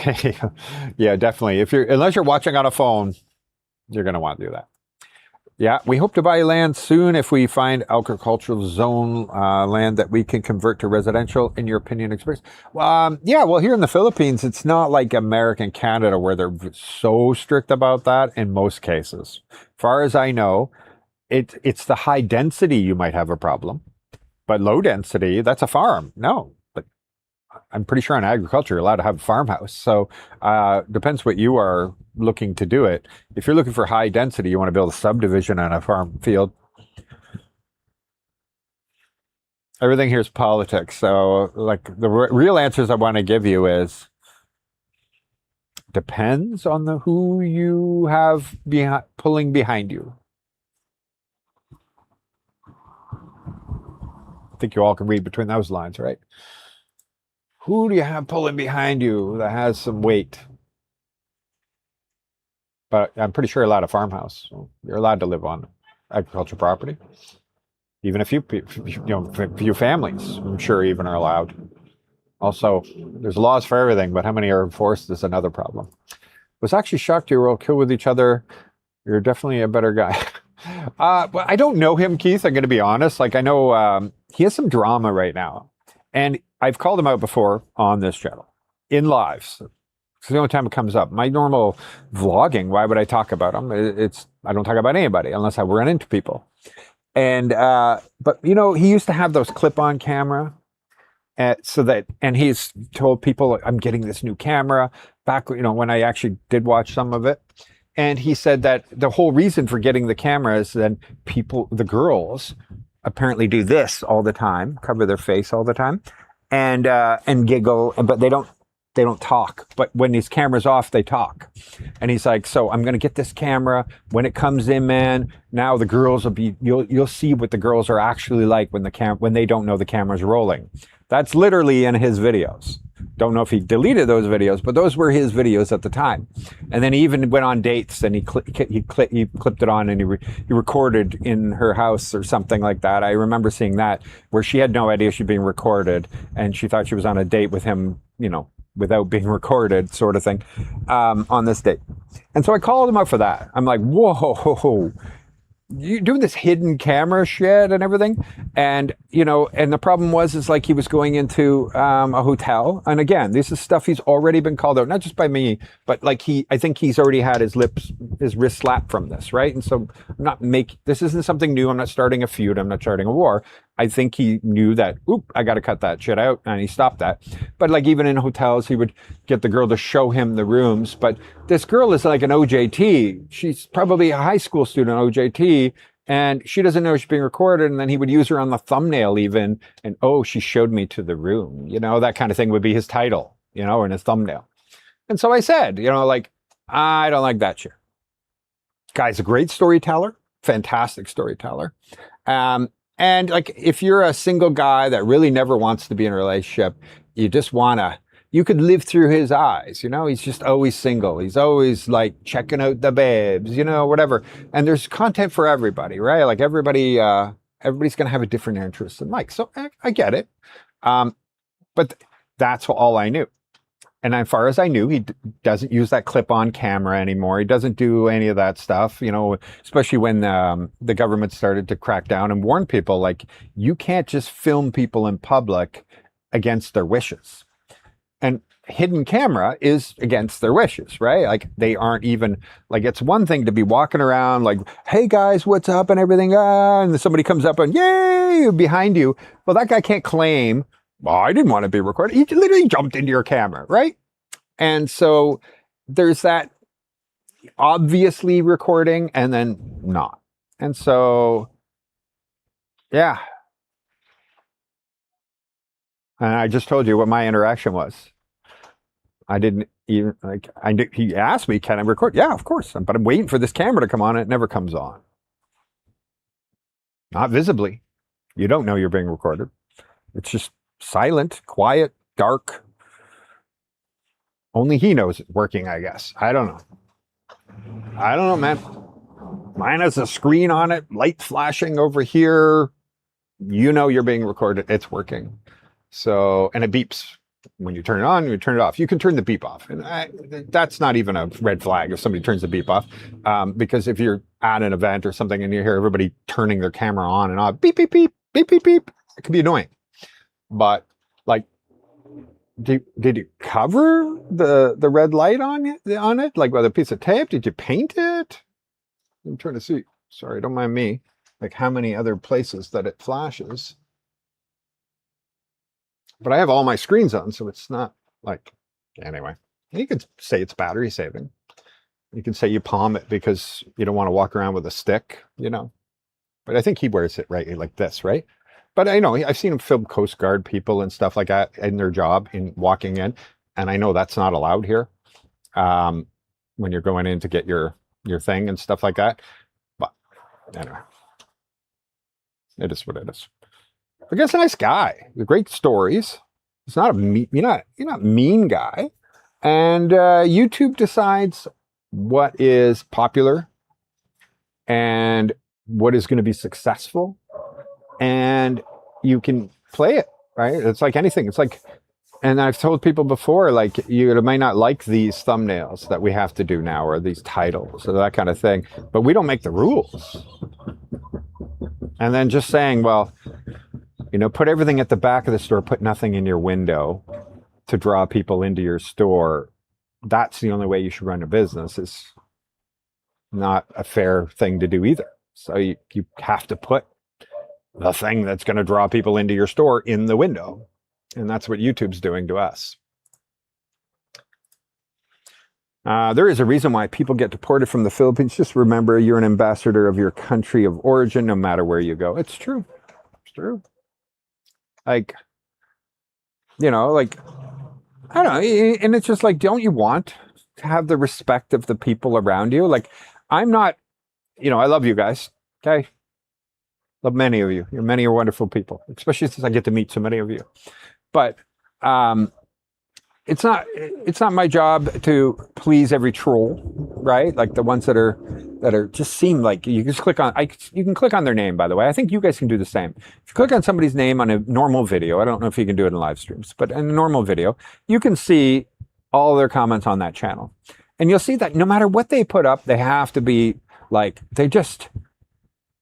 they either hate the Philippines, hate Filipinas, they hate everything. They just hate everything.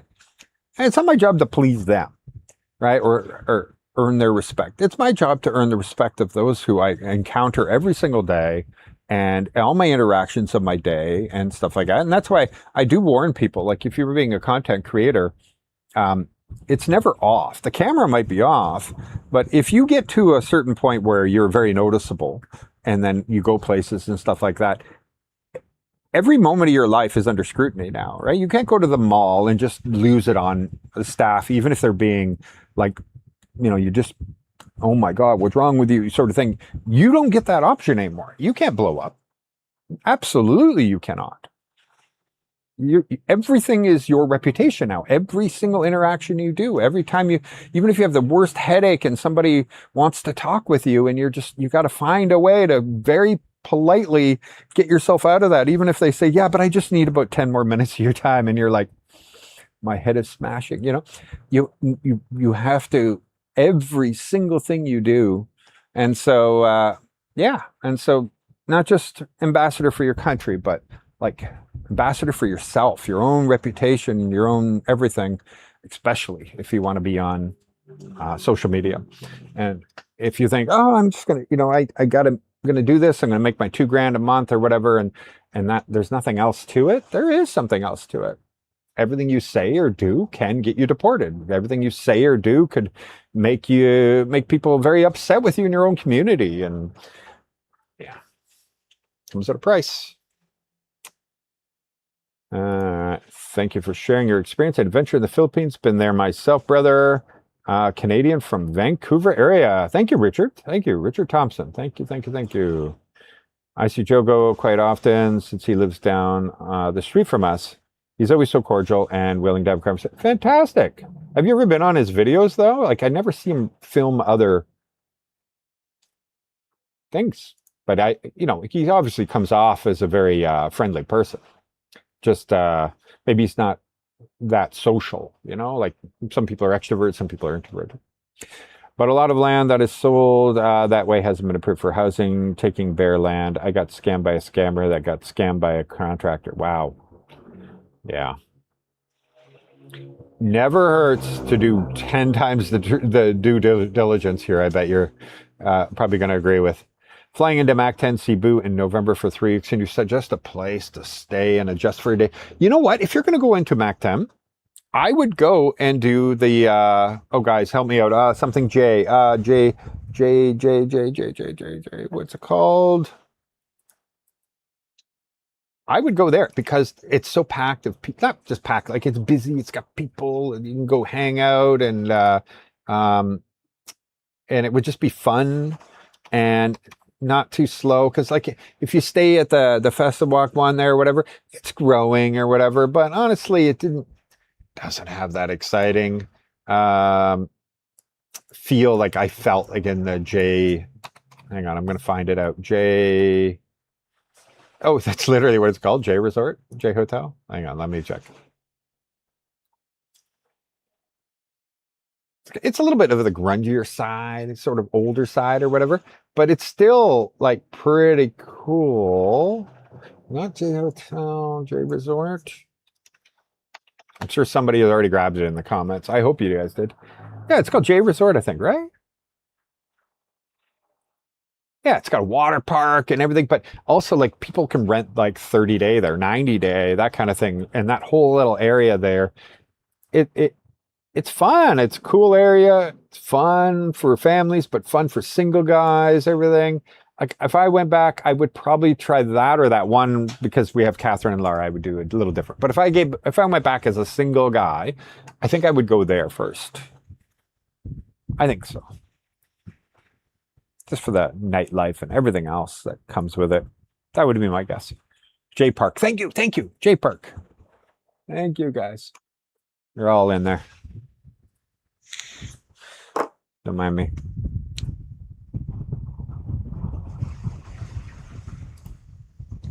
This is another one, RB? Or is that the same one? RB? Wait. Thank you, brother. I'm going to look for your comment again. Because you didn't put one in there. You can put a comment with that if you need. I thank you for those words. Okay. Thank you, brother. Thank you. $10 super chat. No actual chat in it. You're an awesome man.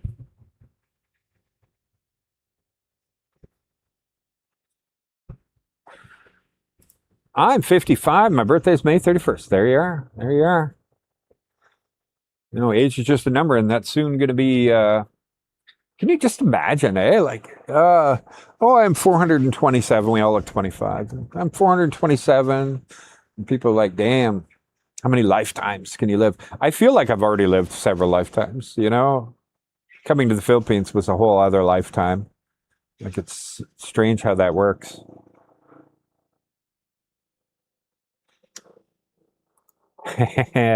Well, thanks, Chris. I'm a little bit picky when I edit afterwards and take the clips to put them on Facebook. I'm like, oh, this voice doesn't line up. And then I have to manually sometimes tweak it if I get around it. But yeah, I get it. Hi, Mike. Hope to meet you someday. I've been growing a pig farm. Oh, yeah. Bayawan City is where the closest city to Sipalay City. So he's going to go check it out in Sipalay. Well, guess what?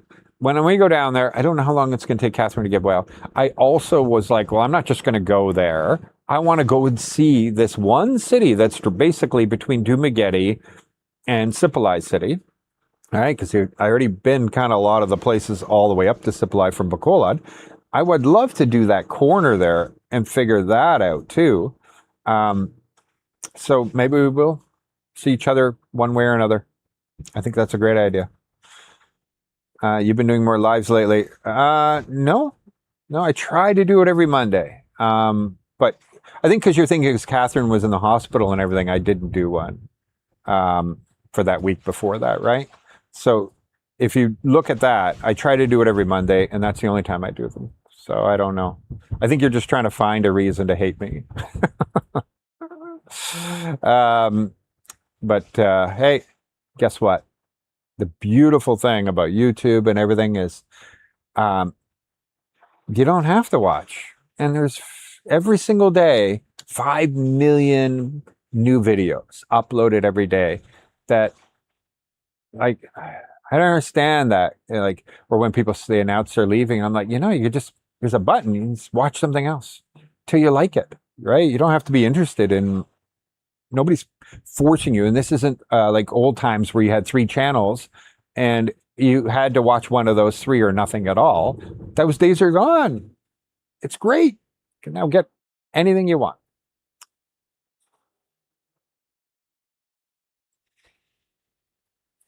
I've been to Alberta visiting a friend, Calgary, Alberta, or Calgary, Edmonton, and Banff. Yeah. Well, those are beautiful areas. Calgary is one of those places I didn't stay long enough. I was only there for a trade show. But Edmonton, I've been there more often, I guess. I grew up in Saskatchewan, right, as a child, northern Saskatchewan. And then Banff only one time, too, actually. That whole side of the country, because all the, in my business, in automotive manufacturing and then construction materials manufacturing, the vast majority was Ontario is the powerhouse of that, Quebec, that kind of thing, and then down into the U.S. So you got Pennsylvania, Ohio, everywhere the foundries are and the automotive companies are, and I'm trying to think all the steel mills, everything that was a big, that what do they call it, the Rust Belt and all that stuff. That's where I spent a lot of my time. I have been to a lot of places, but I had to find excuses to go to them, like a trade show. Catherine is doing a little bit better, a lot more pain, but thank you. It's getting better, though. It's just, yesterday was a rough day. Or last night, I should say. I bought my ticket in May. That's how I got 521 USD through Philippines Air to fly from SeaTac to Manila. Now I understand. Okay. Before the fuel prices skyrocket. Fantastic. Did they add a fuel surcharge or no? Because I thought that's what they were doing. All the people, what they did is say, yeah, you bought your ticket, but we need a $50 now. My job in the fish plant sucked. Oh, I bet. Half paperwork and half fixing other people's problems. Yep. Mine was reports of everything. So many spreadsheets. It's not just reports, meetings, putting out fires, but the core part of my job that mattered the most was meeting with clients, going and seeing them in person, like addressing concerns, getting them to buy more, to or from our sales centers, our other salespeople, that kind of thing. Finding out what the friction was to get that. But the first 3 took all of your time so that you couldn't do these. even though I was very good at these, I hated these. Oh my God, I hated meetings. And I hate paperwork. Who doesn't, right? I think I got that one, but thank you. Yeah, I did. Thank you, brother. Thank you. I'm in Kentucky. I had no idea dragon fruit was so big until yesterday. Oh yeah. $2.50 dollars at 50 cents a pound here. Yeah, dragon fruit's great. You get it in shakes all the time and everything here. Like here, it's dirt cheap. So I'm trying to remember how much a dragon fruit is. Is it not like 30 pesos for a dragon fruit, which is like 50 cents? And he only like, oh, yeah, but by the kilo. I don't know. I don't know if it's a good deal. Catherine's not. Unfortunately, can't walk over here. I would ask her that.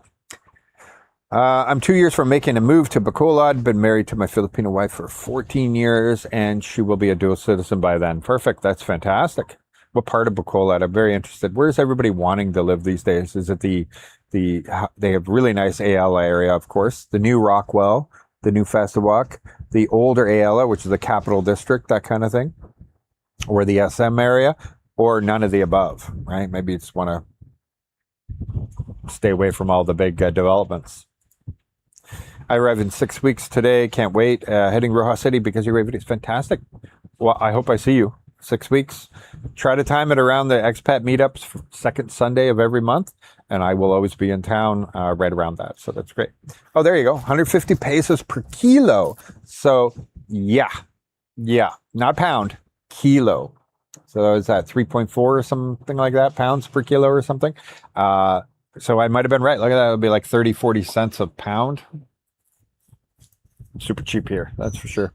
My girl owns land in Malabagas. It's 2 hours south of Supla. We should do lunch yeah, definitely. You're gonna have to drop me a message so we can connect, okay? Facebook, email, whatever, and then we'll connect so that we can make it all happen. Now with Catherine's healing, I just don't know the answer at this moment. We were supposed to go Wednesday. What's today? Monday. Last Wednesday. We were supposed to go last Wednesday. That was our original plan, just to go back there. A couple other things we were going to do along the way, but didn't happen. I think the world's changing for the worse. So, well, I'm an optimist. Is there a maximum they can increase rent or lease annually? Well, in a long term, if you do that other suffectory lease or whatever, that's not. You don't pay. I think people make that mistake is when you do a 25-year lease or a 50-year lease, it's like buying. You're paying a certain percentage of what you would pay to buy it, and you're paying up front. You're not paying monthly. If you're paying monthly, well, then there'll be an interest rate. And they'll have if you find somebody, they're going to want to put in, whatever inflation is. If inflation goes up 20% that year, so will your lease, and then it would also annually renew, and therefore you built a house on land that they can just say, nah, we're not renewing, and you only owned it for 2 years. So no, you buy all of it. You're buying not a put option. How would I? You're buying a contract. You're buying a contract for 25 years or 50 years. Well, the thing about the law is I think you need 25 plus an automatic renewal of 25. So it needs to be in the contract, but you're buying that contract. You're not paying monthly. You pay monthly, you're just going to rent a house so that, he can raise the rent. I don't even think there might be a rent. That's a very good question though on rent, but not leasing land. Like leasing land is a contract. It's a whole different beast. I don't know anybody. Is there a legal rental increase limit? Philippines. Probably is. Oh, wow. Yes, there is. So the Rent Control Act of RA 9653, annual rent increases are capped at 1% for eligible residential units, charging 10,000 or less per month. So if the rent is 10,000 or less per month, they are capped at 1%. What if over 10,000 a month?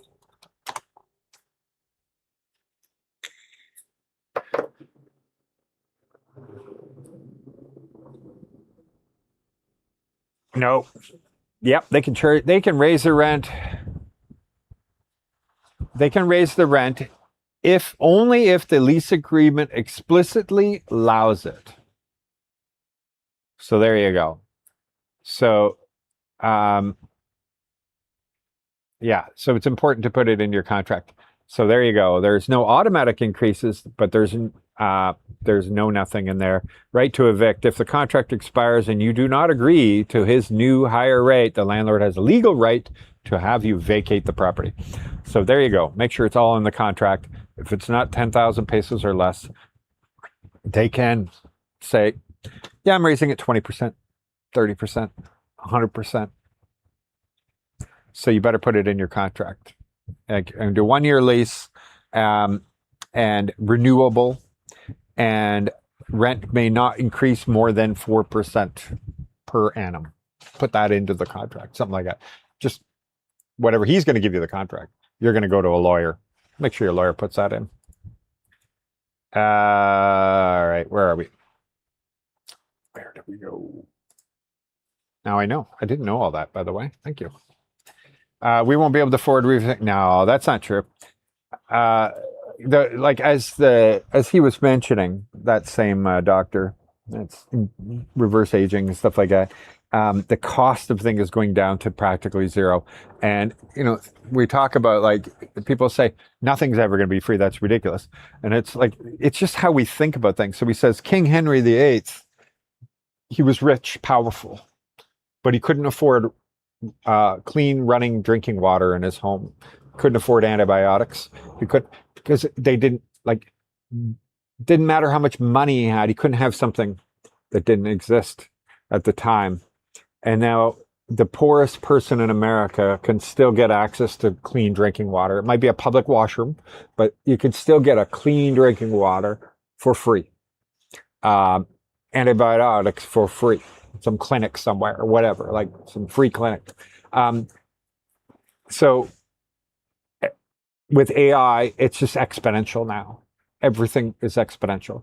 And so it's not like, the thing is because AI is self-learning and self-this like that, you won't have like a Pfizer who says, I own the patent to this and I want $1 million a dose, because there are AIs being built all over the world by competing companies, and the AIs are getting more powerful that another AI can just tell somebody else a formula that just come to the same conclusion of that formula.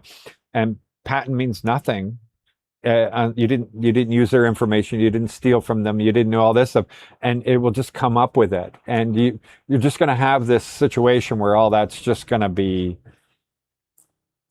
everything's going to zero out. Like, I really do believe that that's what's going to happen is eventually it's going to figure out to rearrange atoms, because, this and me are made of the same atoms, not my conscience brain. I'm not saying that. I think consciousness exists somewhere else, but my meat, my skin or whatever, it's just arranged in a different order that determines that this is flesh and this is aluminum with some kind of coating on it. But this just arranged in a different order. And when they will have, and may have fast, everything may move so much faster than we can ever imagine. And it's just because I deal a lot in AI and programming and coding and stuff like that. And I can just see that in 1 week, everything changes. Like, it's exponential. It's just so incredibly impossible to stay up. Like, I recently was asked, like, we should get a bunch of the people to teach other people AI. And I'm like, yeah, we can. But in 2 weeks, it'll be gone again. So you need something more structured where that's like an ongoing thing, because you don't want to be the old guy like me. I haven't moved off of Premiere Pro, Adobe Premiere Pro. I pay me $600 a year, I think it works out to use Adobe, and yet there's so many other programs out there, but I'm feeling like an old timer here where I'm like, yeah, but I know how to use it. And yeah, there's much cheaper options out there that probably have way more features and all this. And I feel like that's going to be a problem with AI is you'll just be like, oh, my AI works fine for me. So I don't want to switch. I don't want to change. Meanwhile, the other one is already now 7 times faster, 7 times, 20 times smarter, whatever. That stuff's happening so constantly. Oh man, you can get me going forever, and it has nothing to do with the Philippines. So sorry about that, guys. Sorry, I gotta Stay on topic. Stay on topic. Uh, where are we? Boom, boom, boom. Did you leave any bag? No, no. Left for good. Left for good. It's not like I was in Cambodia, then I was in Albania, then here. It's not like, again, I don't have nothing against Canada. Great, great place, wonderful place. But I lived 45 years there. So many other countries in the world I would love to go see, go do, and then just Philippines locked me down. But even if it wasn't the Philippines, like if they didn't trigger for me, I'm so excited to go and visit other places and go new places. So I had a guy calling supply houses the other day looking for parts for an HVAC company. Pretty awesome. Yeah, it's actually really crazy, and why the Philippines really has to figure out its strategic future in a world of AI and robotics. Do you have to have vehicle insurance like here in Canada? There is, so no. So what I'm going to tell you is that all vehicles here, the plates, right? The plates stay with the vehicle forever. All right. So if you sell the bike, car, whatever, it comes with the plates. The plates expire after the vehicle's 3 years old. It expires every single year, and it's based on the last. I just did my bike again. It's only been like 7 or 8 months. It's because they gave me these new plates from the old plates, and it's based on your last numbered digit on your plate. So if it's an N at the end, we'll go to the last number. And mine was August. So August 12th was my expiry. And so on that day, you have to go get your smoke test done, or what they call emissions testing here. That I get it. I know. I don't know how they all pass, but they pass. And so you get your emission test and everything, and then you got to renew your insurance. And all the insurance companies are right beside the LTO. You got the LTO right here, and then right beside it is this building. Most of the LTOs are like this. Maybe some other ones are not, but Kalibo is here, Iloilo. That in that building, there's all these desks, and each one is a sales representative from a different insurance company. They all basically charge the same thing. It's whatever one doesn't have a line. And it is basic ass insurance. Okay. It is 750 pesos for a motorbike. I think it was 750. I have people that take care of it for me, because the lineups is the part I hate. And so I send a staff. You don't have personally go. Somebody else can represent you, and so you can pay somebody 500 pesos for the day to go and do your smoke test, do your registration, everything. So I do that.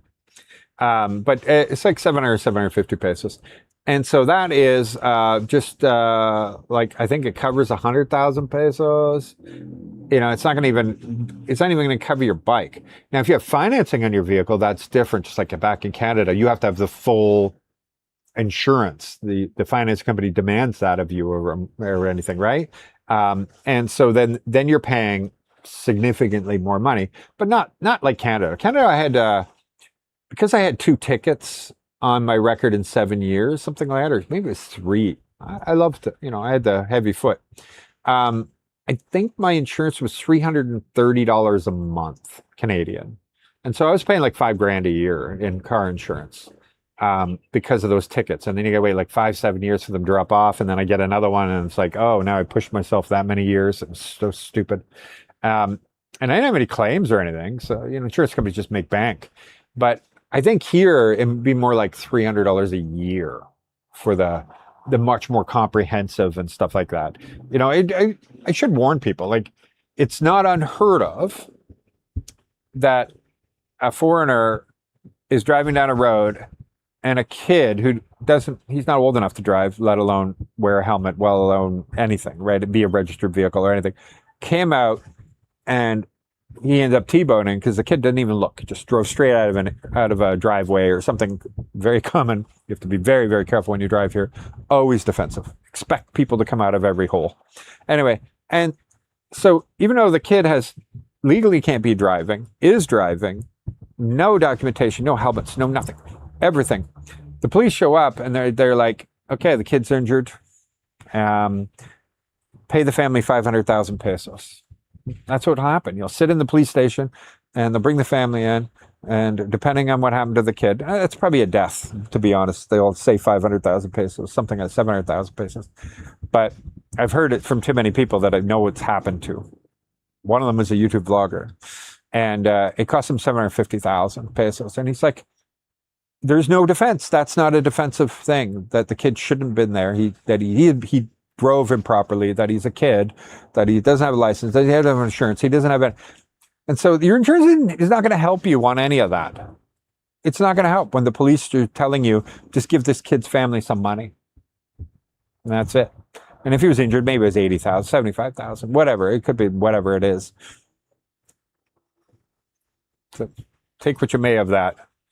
That's why some people say, I'm not driving in this country. Hell no. It's usually rental cars, by the way. It's, you don't have, when you're driving a motorcycle, you limit the amount of damage you can do to other vehicles because you are a narrow little thing. When you have a car, you also have, it's a bigger blind spot, especially lower down and stuff like that.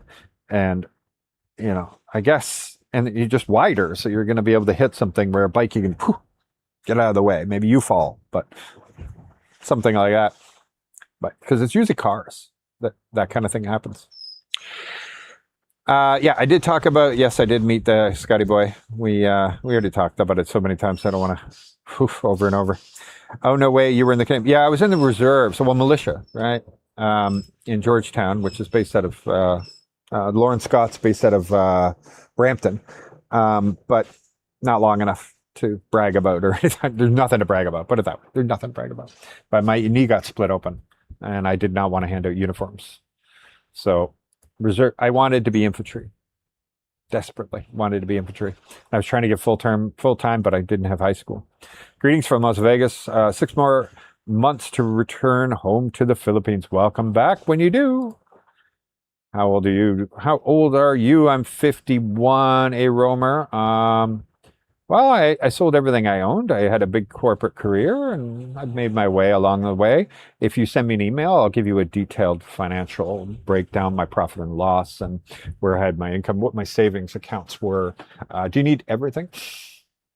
Anyway, I actually get paid by YouTube to make videos. Pretty cool, right? I was just teasing you, by the way. Don't take too much offense, I hope. We're being flooded in Manila right at this moment. What?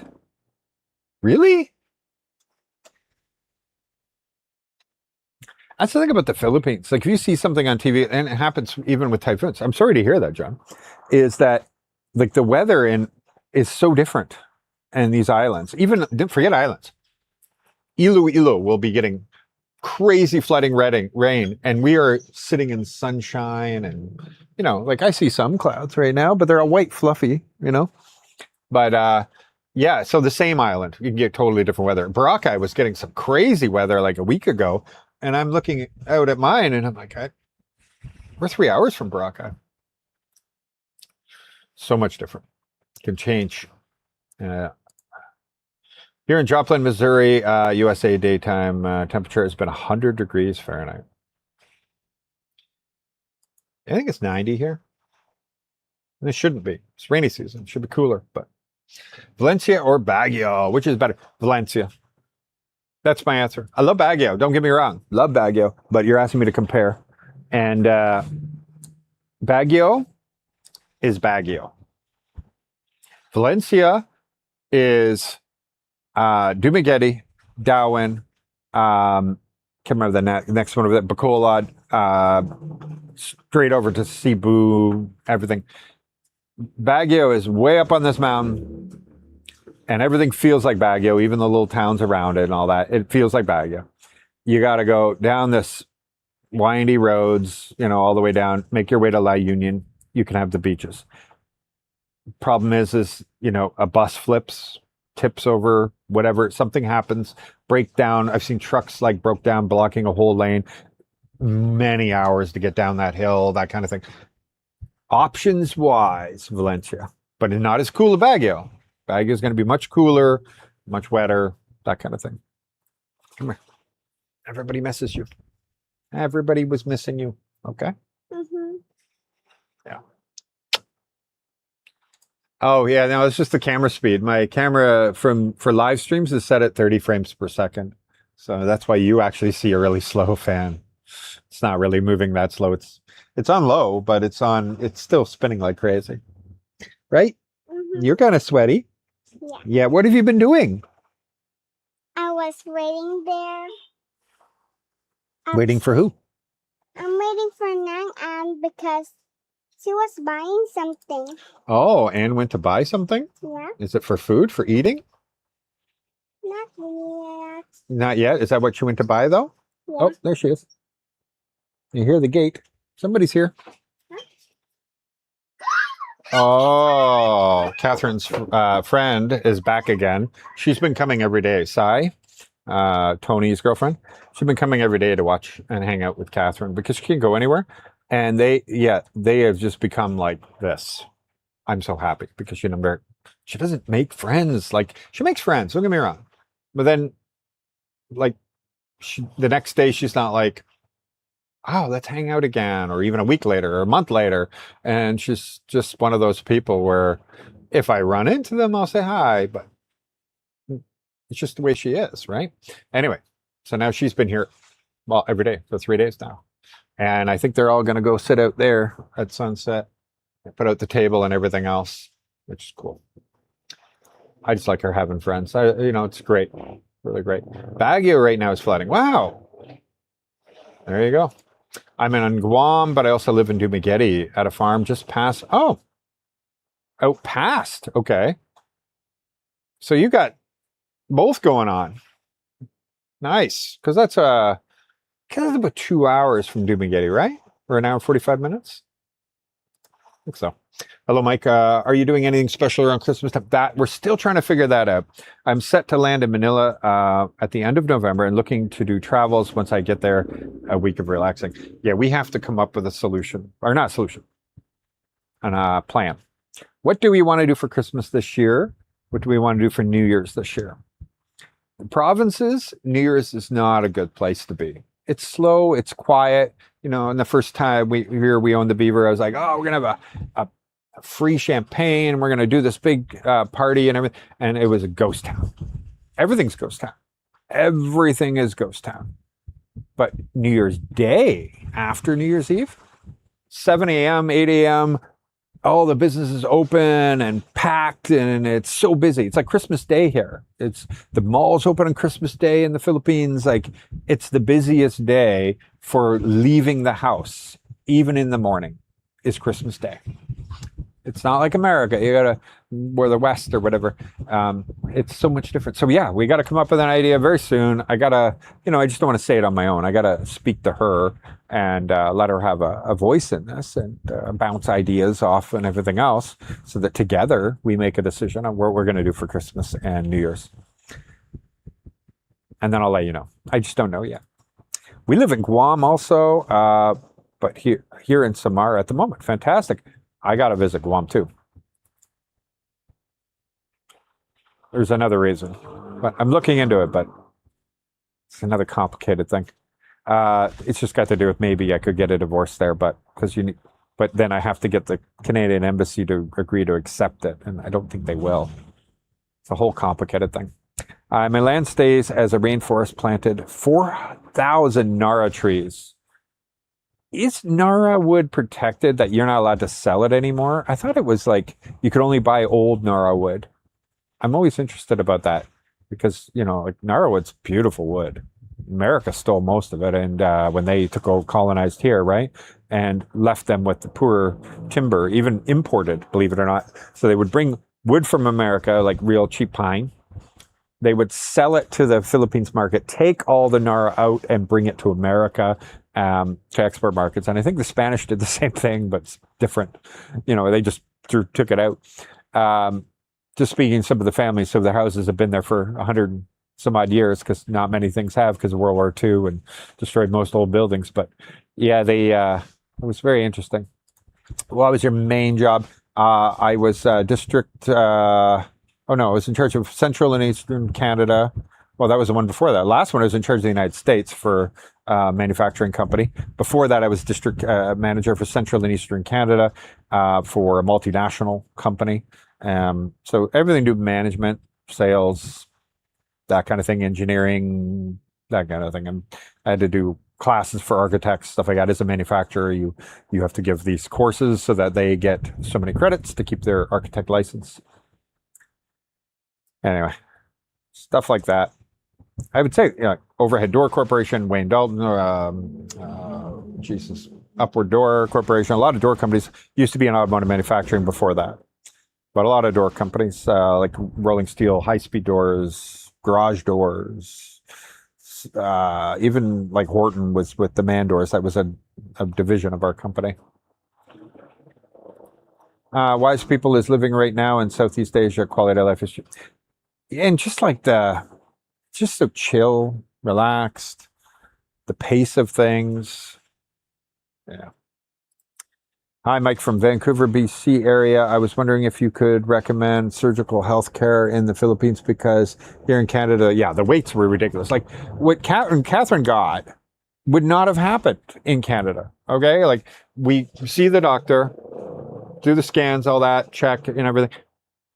And then that was 4 o'clock in the afternoon, and 10 a.m. the next morning. We don't have to stay overnight or anything. Come in at 9.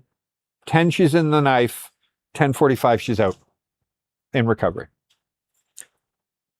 In America, it's probably totally normal. You guys are like, yeah, what?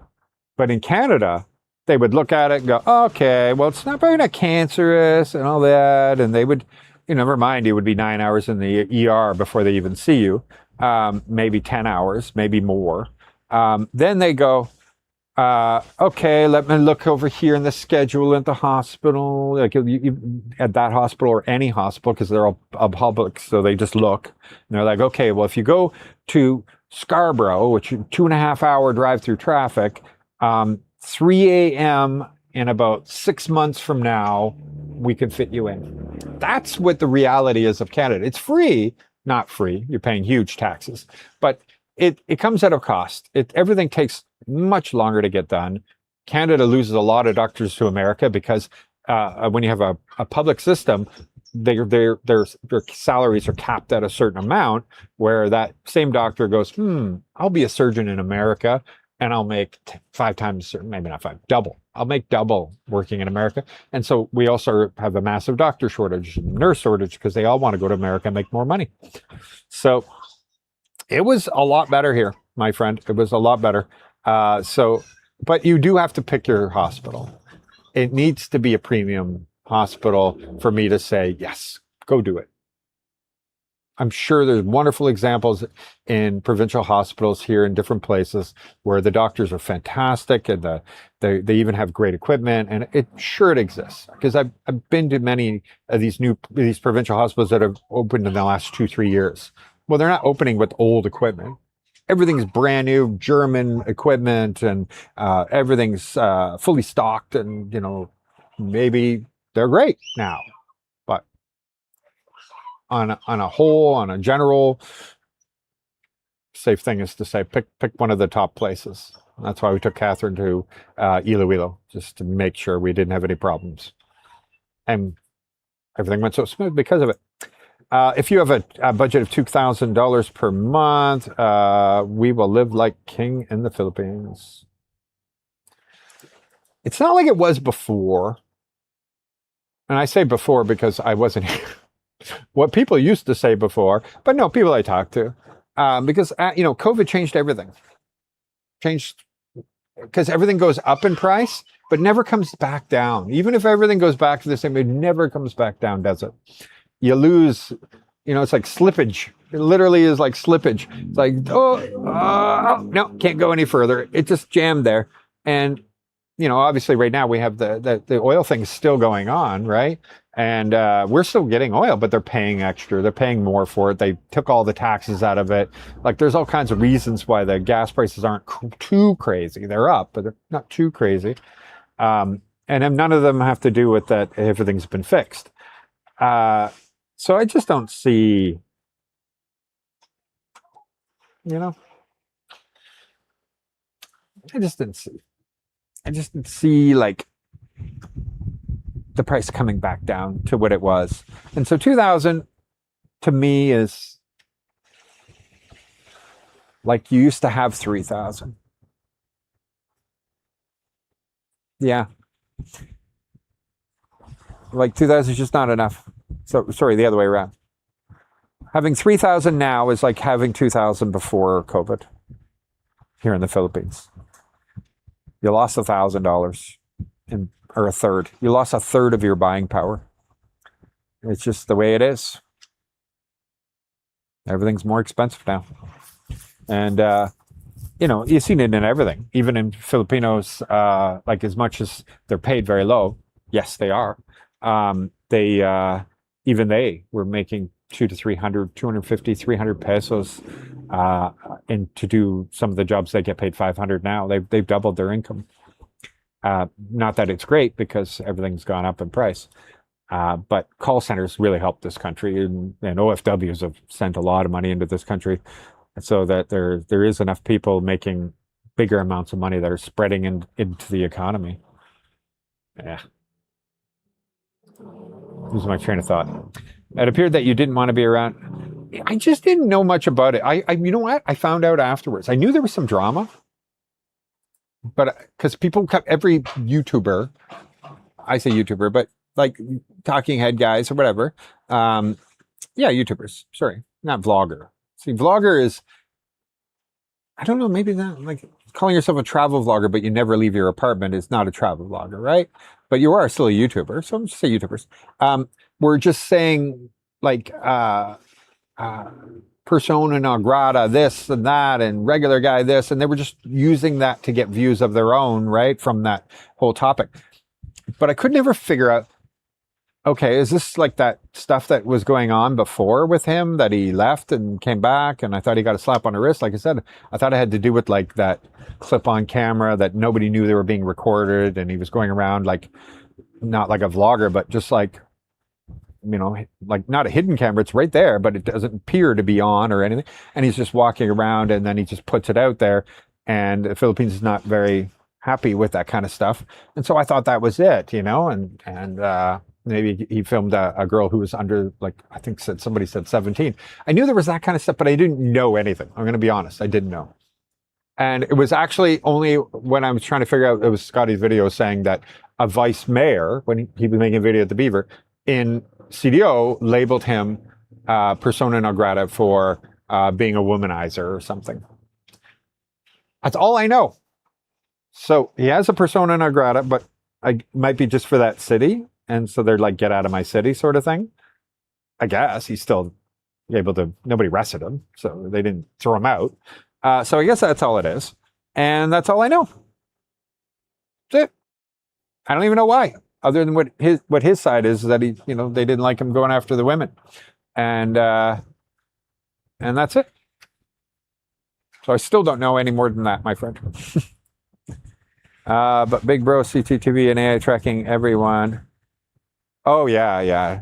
Yep. Well, no, it's not. It's sort of. So you are allowed to have CCTV. I have CCTV pointing out in front of our gate, which I see the road, right? That's not breaking any laws. But if I broadcast it on the internet, especially with no context, like somebody breaks into my house or whatever, like that kind of thing. But I'm pretty sure even in the Philippines, like even if somebody robs a bank and the CCTV's got him, I think they have to blur the guy's face until he's found guilty. Even though he's clearly got a gun and he's pointing it, I'm pretty sure in the Philippines they have to blur his face. And so that's the thing. Like, it's strange in that whole thing. So it's just different in the Philippines. But anyway, you are allowed to have CCTV and sorry guys, my thing just reset on me, so I'm fixing it. You are allowed to have CCTV and everything. It's just that's the thing.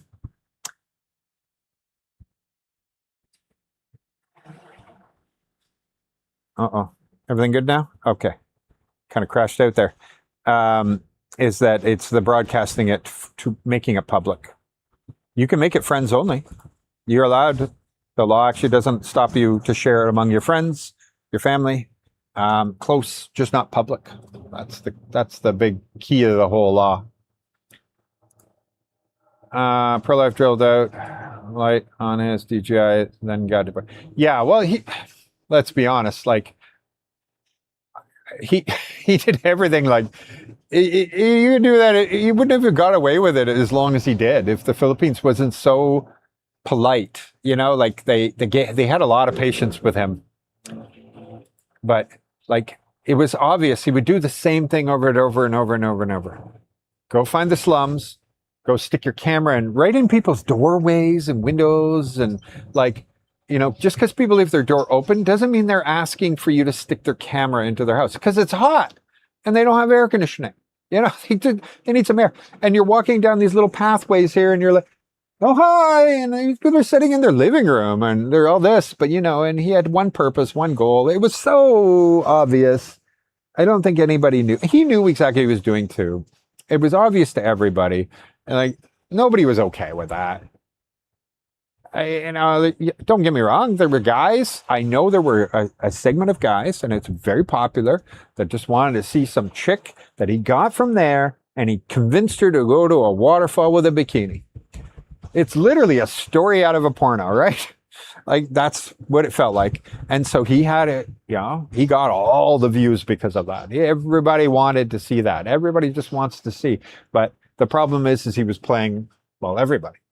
A lot of those girls, he found them online, paid them, set the whole thing up. There are no girls wandering around in bikinis here, guys. It's just, you go to Boracay, you'll see some or whatever, but like he made it look like every day he could find a new girl with big boobs and everything, and with bikinis that are just like happy to meet a stranger and go down to a waterfall.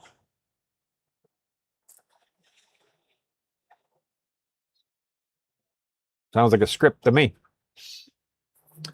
All right. So no, I don't know. I don't watch them anymore. Like I never watched them, to be honest. But you can't avoid them. It's on everything. These clips are everywhere. Everybody's reposting, and even to this day, they still post them. Just signing on. Yeah, the wife's doing okay, or the girlfriend. You know, we just call her the wife. I don't even care. I don't correct people. Yeah, she's doing better, but she was in a lot of pain last night. I think today, I think things will get better. And thank you all on the J Park, guys. Oh, I'm so behind the comments. I just realized. Hi, Mike. Wife and I, both born and raised in Canada, a Canadian. Are you looking at options at the moment where in the Philippines is a serious consideration for moving to in the next 5 years? Any gotchas you can share? Yeah, well, we're at a stage. We're at 9 months. I was saying this earlier. 9 months-ish, 10 months, something like that, to decide where to live. Rojas is still on my list as the top. If I can't find what I want that fits what I want, I have other options. I like that simple, I think, but it doesn't have everything Rojas has for me. So, but I'm not saying no. So we were supposed to go this week. Catherine and I spent 3 days there. You know, it's like called research. You know, I just wanted to walk the property. I wanted to feel it. I want to stay there, and I just kind of like put the right amount of thought into it. I don't know. Either way. Anyway, so another place that's fast growing, has everything, that it's still always in the back of my head is Bohol. I never wanted Bohol before because I had no shopping malls and all this. It just felt like it's only Bohol because it's an island. And Panglao is great and it's wonderful. And Bohol, the rest of Bohol is so empty of anything. Like you go long drives and there's not even a shack, you know, in many areas. Like it's a very low populated island, but it's now the second fastest growing GDP in the country, next to Iloilo, and it's booming and it's becoming a big thing. And so, but what do I want? I like, but they have a good airport there and with a lot of flights going in and out of that place. So, see what I mean? It's kind of sitting there. But I really love Valencia now that I've been up there and a few times. And I don't want to live in New Dumaguete or anything. And even Darwin, you know, other people like the Rocky Beach stuff and everything because they love snorkeling. I love snorkeling, but it's their life, you know. Every day they would go snorkeling and scuba diving and that kind of feel like that's the place for them. But then I also wonder, like, being on Luzon right now, not Manila, but Luzon would be kind of fun and cool, and what a cool experience, a different experience. You know, Bataan, where it's like just after Subic, and you can just be down in there and have access to everything anytime you want.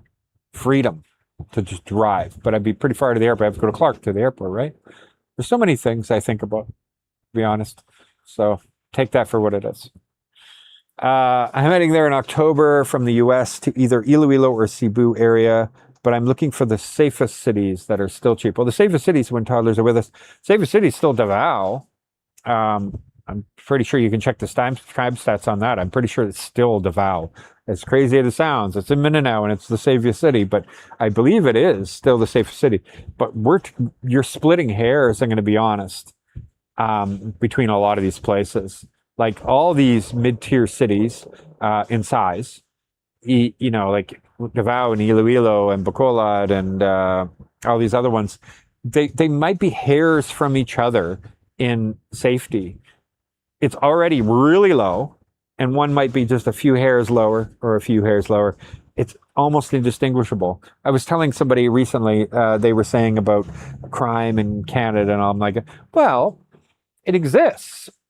And it exists in more ways than it does here. Like, I've never heard of a home invasion here. I've heard of somebody getting something stolen when they weren't home. It's happened. But home invasion? No, the violent, scary stuff, right? I would live on a street in a 50,000 population town, I guess, attached to a city. And any given year, somebody on the street had their car stolen from their driveway or in the road in front, right? Broken into, stolen. Or broken in and just robbed, whatever. Probably one person. 20, 30 houses on the street, probably one person got that done. On that street, probably 2 to 3 were broken into, burglarized in a year. Maybe a year and a half to get that number or something. Not unreasonable. You wouldn't even think anything of it. You'd be like, yeah, it happens.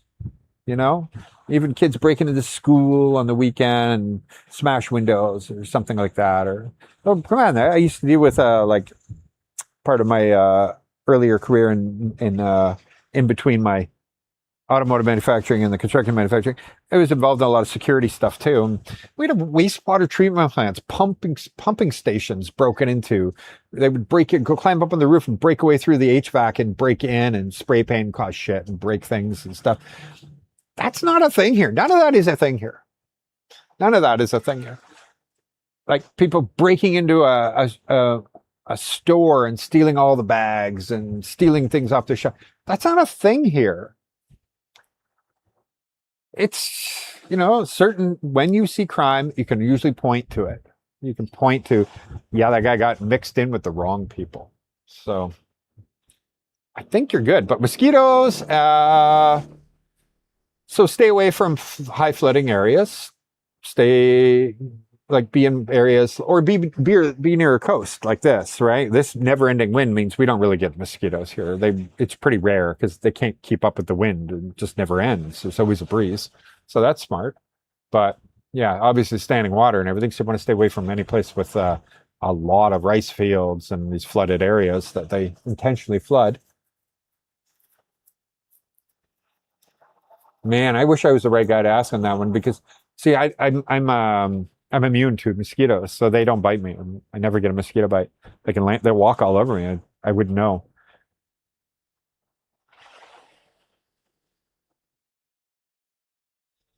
I'd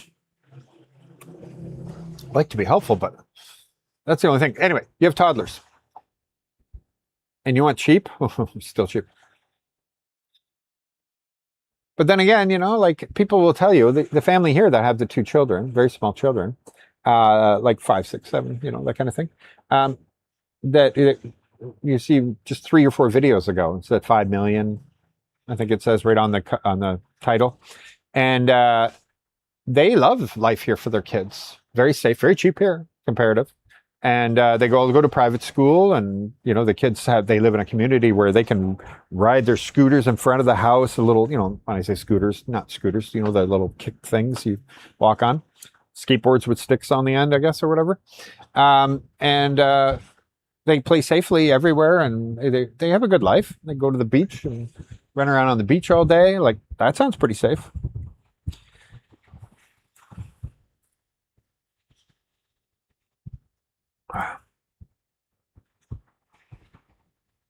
Oh, that'd be interesting. Yeah, see, that's a there's a good tip that I would never have thought of. What's like a lemon or something? I'm not even sure. But when you go back to Negros Island, it's about the eastern part of Cadiz, San Carlos. Yeah, I haven't been to, so we drove through San Carlos, but I've never been to San Carlos. But I think there's a YouTuber in San Carlos. Yeah, because he came to Iloilo once, and I went to his meetup, Sunshine Shoulder guy. And I don't know, I didn't feel like he wanted me there, which was weird because at the time I watched him and I was like, you made this an open invite, and I don't know, I got a bad vibe. It's not like he said anything to me. It's just, you did not like me being there. This is back on the other channel anyway. So I went there and I was just like, okay, well, I don't get it. I don't get it. My channel, even on my previous channel, was way bigger than this one. So like I could only have brought him positive. Yeah. I just don't understand it sometimes when vloggers are like, so, no, my audience can't find out there's other vloggers. So worried. Oh, thank you, Billy. Appreciate that. Oh, that's good. That's good. Oh, they lower the weight limit. I wouldn't doubt that, man. I bet you they're going to actually measure every bag. I've stayed away from flying for now, but not for any reason other than we just haven't needed it. And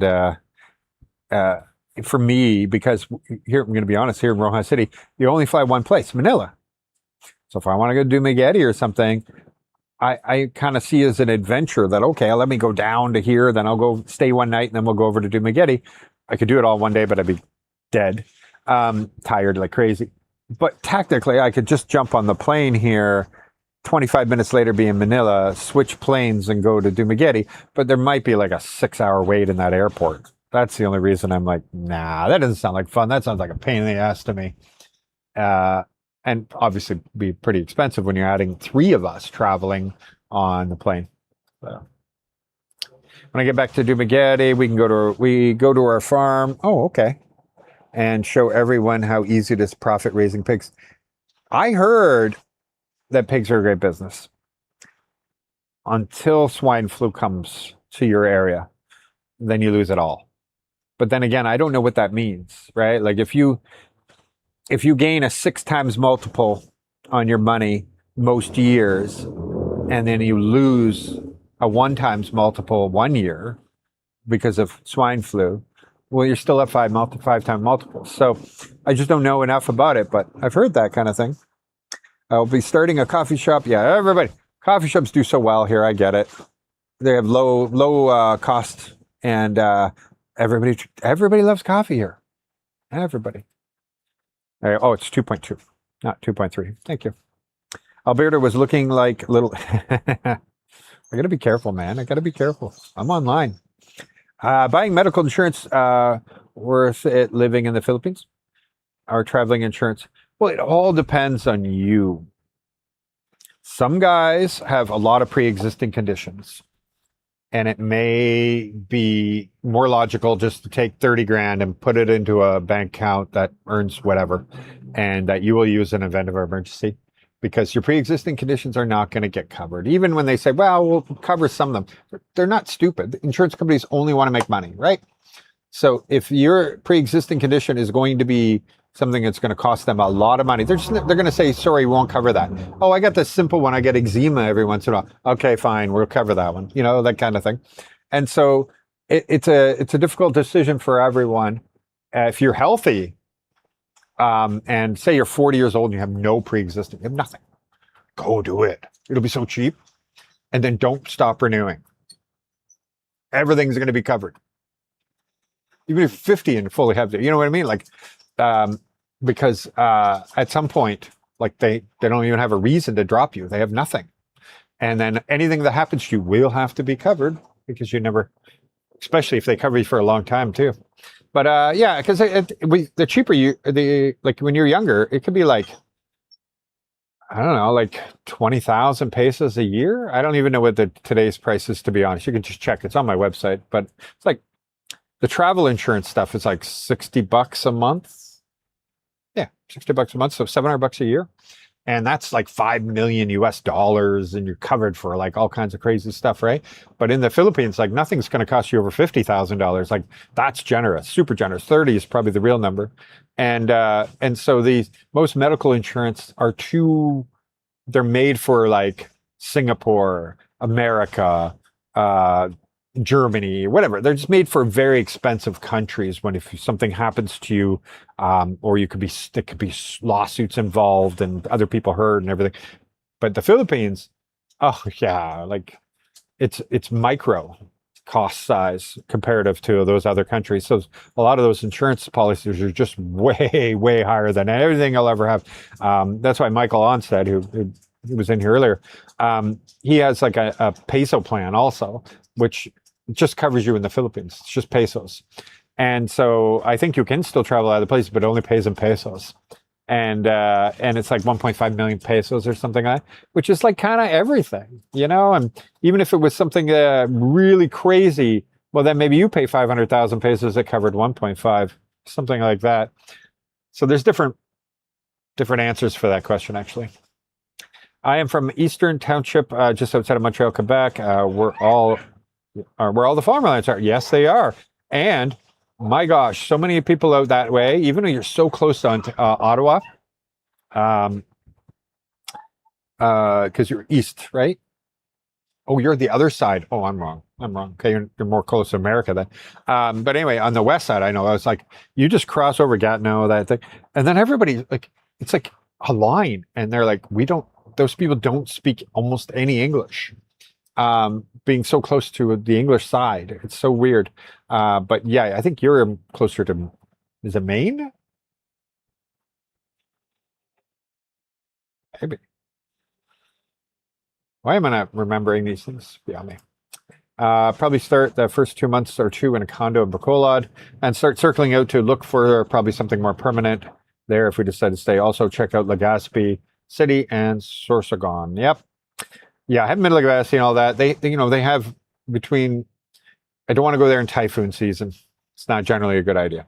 And then they had the Freon volcano. It's no different than northern Cebu. I still haven't done it because they had that massive earthquake a week before we were going to go.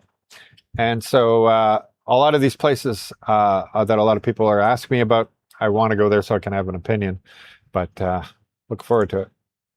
Panama sucks. Looking to check the Philippines. Yeah, my mother lives in Panama, but everybody needs something different. Well, thank you. May I eventually fix the heat?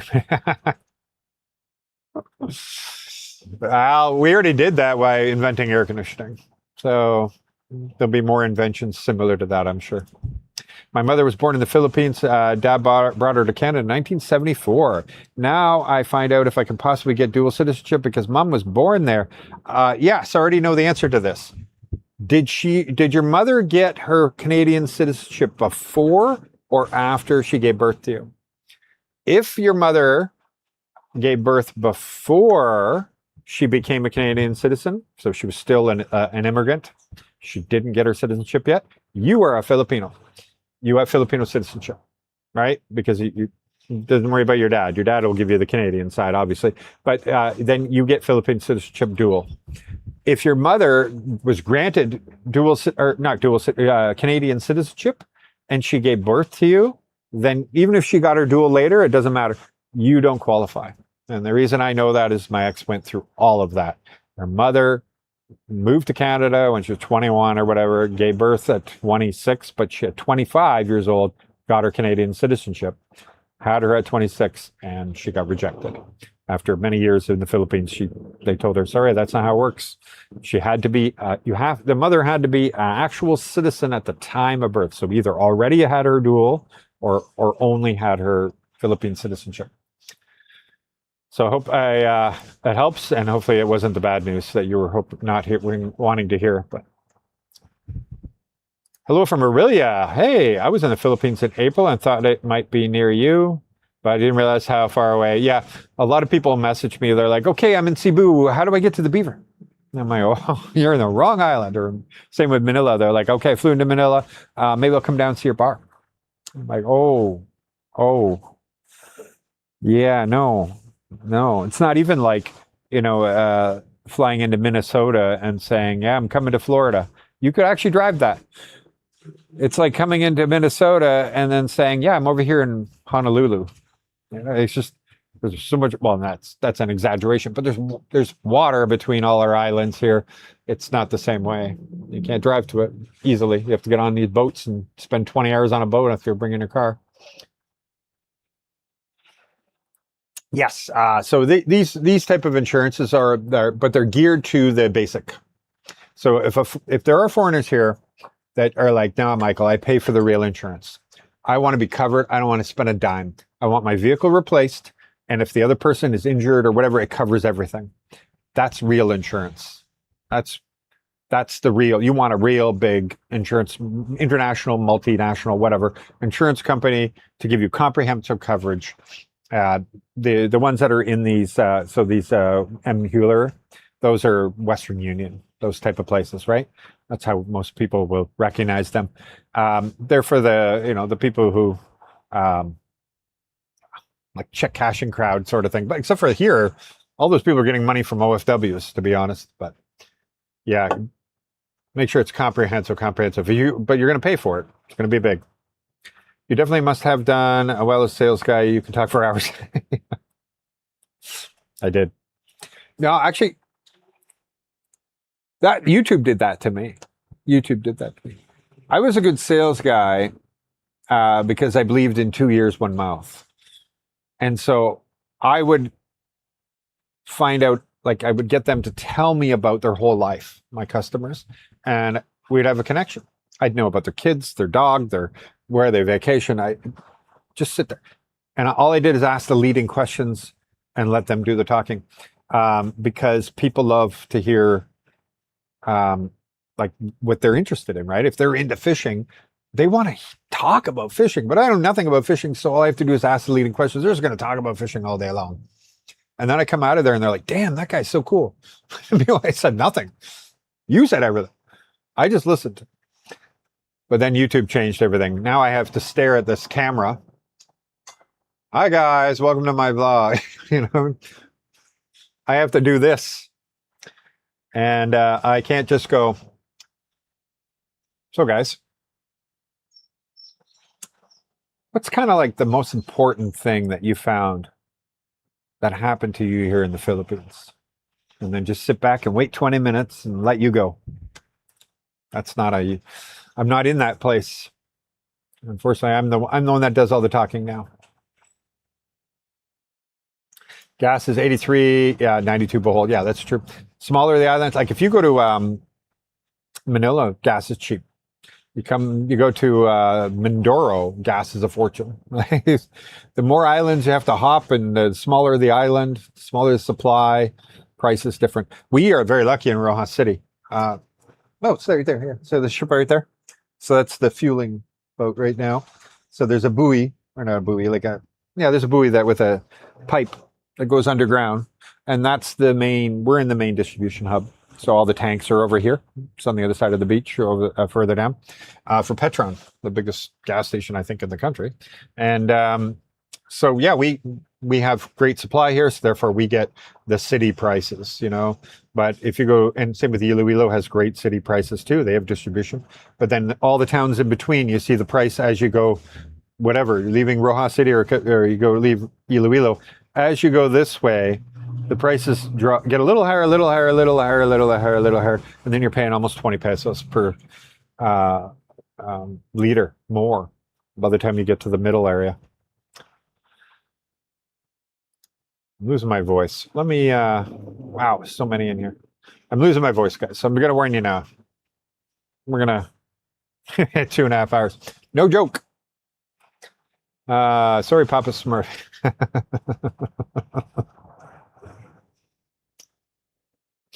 All right. You can rent total around $100, but it's not king lodging, but you can do what you want to do. $100 includes electric and water. I think that was represent something else. Asian Boss did 45-minute story on BPO. I waited 2.5 years for my surgery here in Quebec. There you go. My knee was just to get a MRI. CAT scan. I don't remember. Whatever of my knee because cartilage damage. So I think that's MRI. Because it's been aching for years ever since. Well, the reason I'm not in the reserves anymore, and ever since then, like it just aches all the time. And so the doctor assigned it, and it was like. My memory might be bad, so I'm going to be very forgiving. And I'm going to say it was only 4 months, but I think it was much longer. And I had to go far away, and it was 3 o'clock in the morning just to get MRI done. Then they tell me, oh, yeah, you can't really see the soft tissue damage too well on this and all that. So we'd have to scope it. And if we have to scope it, we're going to fix it at the same time. And it was, I think, over a year and a half. And I just never did it because then they told me I have to go months without working. I'd have to stay home. This is back before people were like, oh, you can work from home, that kind of thing. And so I would be mobile for, I can't remember how long it was. It was far longer than my company would ever give me. I knew that. And so therefore I wouldn't got anything. So yeah, I would never got it done. I never ever got it fixed. Well, not just CCTV, you can film in public. You just can't make it public. Does that make sense? In the Philippines? You can film all you want. Just don't, and you can show it to your friends. You can even set it to friends. You cannot make it public. That's the privacy laws here. Anything in public you have the right to privacy in public. You do not have the right to privacy in private. Sound funny? Yeah. Because all they have to do is put a sign up and say, this is what's going on. So like Canadian Beaver, we have signs. If you enter this premises today, we're filming for social media. If you do not wish to be on this social media, please do not enter this property or do not enter the property, something like that. I'm just giving you the small version, but the lawyer wrote the whole thing. So we have notices for ours, and therefore you don't have the expectation of privacy in that private business. And you don't have, so that's no different if you go on a film set, right? You walk into a film set, and they have big giant posters saying, we're filming in this bar today for a movie or a TV show. By entering this bar, you are waiving your right or whatever, that kind of stuff. So there is times you can do it, but in public in the Philippines, it's not like America.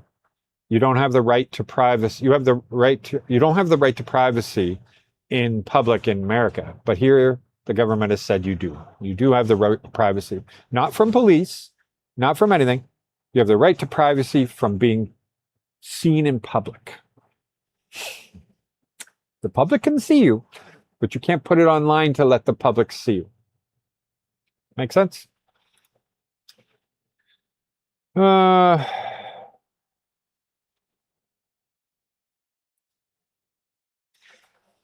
I can't argue, Joe. The only thing is you probably are using, you have more, what do I call it? Why am I evidence? You have more evidence than me. I have seen only his live streams, to be honest, and not all of them, just once in a while, right? I have seen I'm trying to think, maybe years ago, I saw, like I said, I remember seeing that one where he was like a date and that kind of thing. I remember that. I don't know. Maybe I've seen. I'm not going to say, oh, you liar. You've seen. It's that rare. I hear his stories about meeting girls. Because he does his little story time thing or whatever. But I've never watched. So that, I don't have time. Let's just be honest. It's not because I wouldn't watch. If I was back in the West, I would have been watching, right? I probably would have watched him as a single guy back in the West. I probably would have. But I just now my life is a little busy. I'm a little crazy. I do all kinds of stuff. I got a family. I got all this. I'm not spending a lot of time on YouTube, to be very honest. I'm actually what they made shorts for, I feel like, and podcasts, because I can multitask with podcasts. I love podcasts. But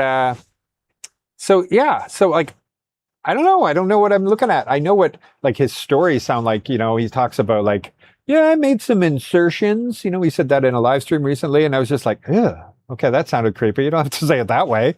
Like, is that maybe? But that's just my personal opinion. Other people may be like, "What's wrong with calling it insertions?" You know, I get it. But and there's nothing wrong with being single. Nothing wrong with dating. Nothing wrong with if two consenting adults want to do whatever they want to do. I have zero problems with all of that. But I have a feeling that you probably have seen more than that. Like I saw with the guy that did get kicked out, pro-life, where like literally he's like asking girls that are still in their high school uniforms walking if they like foreigners and if they would ever date a foreigner. And I'm like, what are you insane? Like, what is going on here? Like, what's wrong with this world? So for all I don't know, but I saw that, so I went, fuck that guy. That guy was, yeah. So, but I don't want to say, like, I have nothing to say. I have nothing to point to other than, like I told you with the camera thing. That was it. Because everybody's asking me why I look funny. Well, I didn't know the camera was on. I was waiting for it to kick in like mine does. There's a little delay and then boom, everything comes alive and you can tell it's alive. I just didn't see that. That's it. But the guy was really nice to me. It was 3.5 minutes total I met him. I think you could tell he would be a very friendly guy, a very nice guy. And the girls were all smitten. That I can tell you. All my staff were very smitten. He must have his way that makes girls like, they were all like, when I walked in there, about him. So, yeah, he has his way with that, But, and then that's not a crime, right? That's not a crime. That's just is what it is. Anyway. See, this is why I shouldn't do live stream. Just talking all over the place. When you first arrive, double or triple the $2,000 a month for the first room. Yeah, it's when you visit here, especially in the beginning. You don't have the lay of the land. You don't have anything yet. It's going to be like you're a tourist. You're going to spend too much. You're always going to spend too much. Like you can try to do all your research ahead of time and everything, but then you're just going to be like, oh, this is funny money, unless you started back in America only spending with pesos, it will start to feel like funny money until it starts to feel like real money. And so you're like, oh, that's just 50 pesos. Oh, that's just 200 pesos. Oh, that's only 500 pesos. That's only 1,000 pesos. That's under $20. Cool. And then all of a sudden these blue bills, which are the 1,000 pesos, like there's a period there where you start feeling like they're nothing, which sounds stupid because you go to the bank machine and most bank machines only give you 10 of those. It takes a while for you to be here to really like, okay, when we need something, we're going to go get that there. We're going to get that there and we'll get that there. And then you're ready for budget. You're ready for the budget life. And like when we don't go anywhere like this, if I wasn't paying the staff and stuff like that, like we're paying more people than we normally do, we're still under 1,000. We're like 800 and something for sure. Like the bill went up a bit, so that's why I'm saying something. It might be 850, even $50 a month. That doesn't count our travel. I never count my travel. And also, you can see we don't really dine out. When we travel, we dine out, but we're not. Even when we go to the Beaver and hang out with people, we rarely buy anything.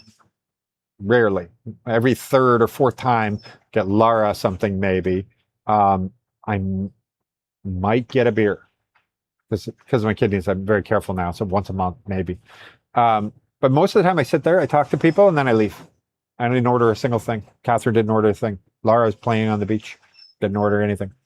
So we're very good at keeping our budget pretty good. But when you're brand new and you come here, whoo, you're going to spend money. Thank you.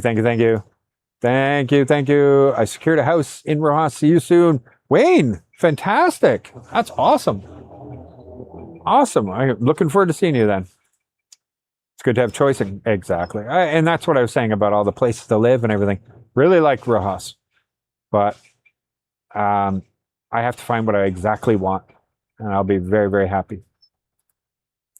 I have a good idea where I want.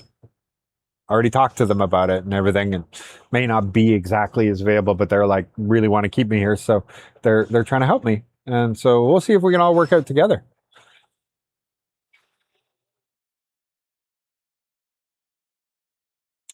There you go. Smoke. You guys seen it in the Philippines, right? They light fires all over the place, smoke out a neighborhood. They do it to keep the mosquitoes out.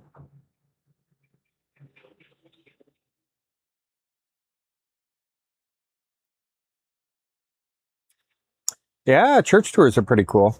Some of the churches here are so beautiful. And crazy history. You know, some of the best history stuff I've heard came from church tours. Like the one in Miagao is one of the oldest churches. And that one there, the Spanish priest that came over there, he like, even though he's the priest, he like impregnated so many different women. And it was like this whole thing that like so many people are descendants of him that he like populated that area quite a bit. It might be, I might be wrong, it might be San Joaquin, but it's not Miagao. It's the San Joaquin Church. Yeah. Yeah, that's what it is. And so like you can get the whole history from them. They can explain the whole thing. And like he was a womanizer priest. And like a lot of different lines came just from him and everything. Like crazy stories. But you get from going around to see all those churches. You just met just met you here. Thanks for being real. Your family rocks. Thank you very much. Prayers all the time. Fantastic. I'm an American that lived in Japan for the last 26 years. Wow, my Japanese pension is not going to cut it here. I bet. I'm looking to move to the Philippines in the next 5 to 10 years. Any advice for planning? Well, 5, 10 years, everything's going to change so dramatically. Like, think about the Philippines 5, 10 years ago, did not look like it is now, did not cost what it looks like right now. Like, are you an American? Yeah.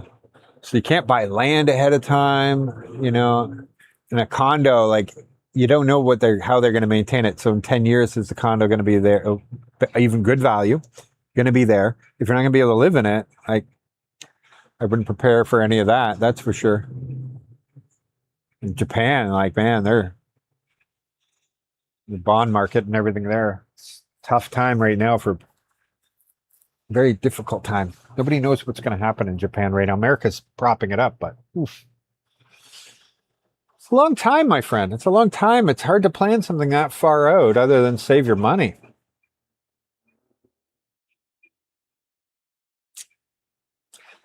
I think you're going to find that Japan's going to feel like a ghost town compared to the Philippines. Philippines is full of life.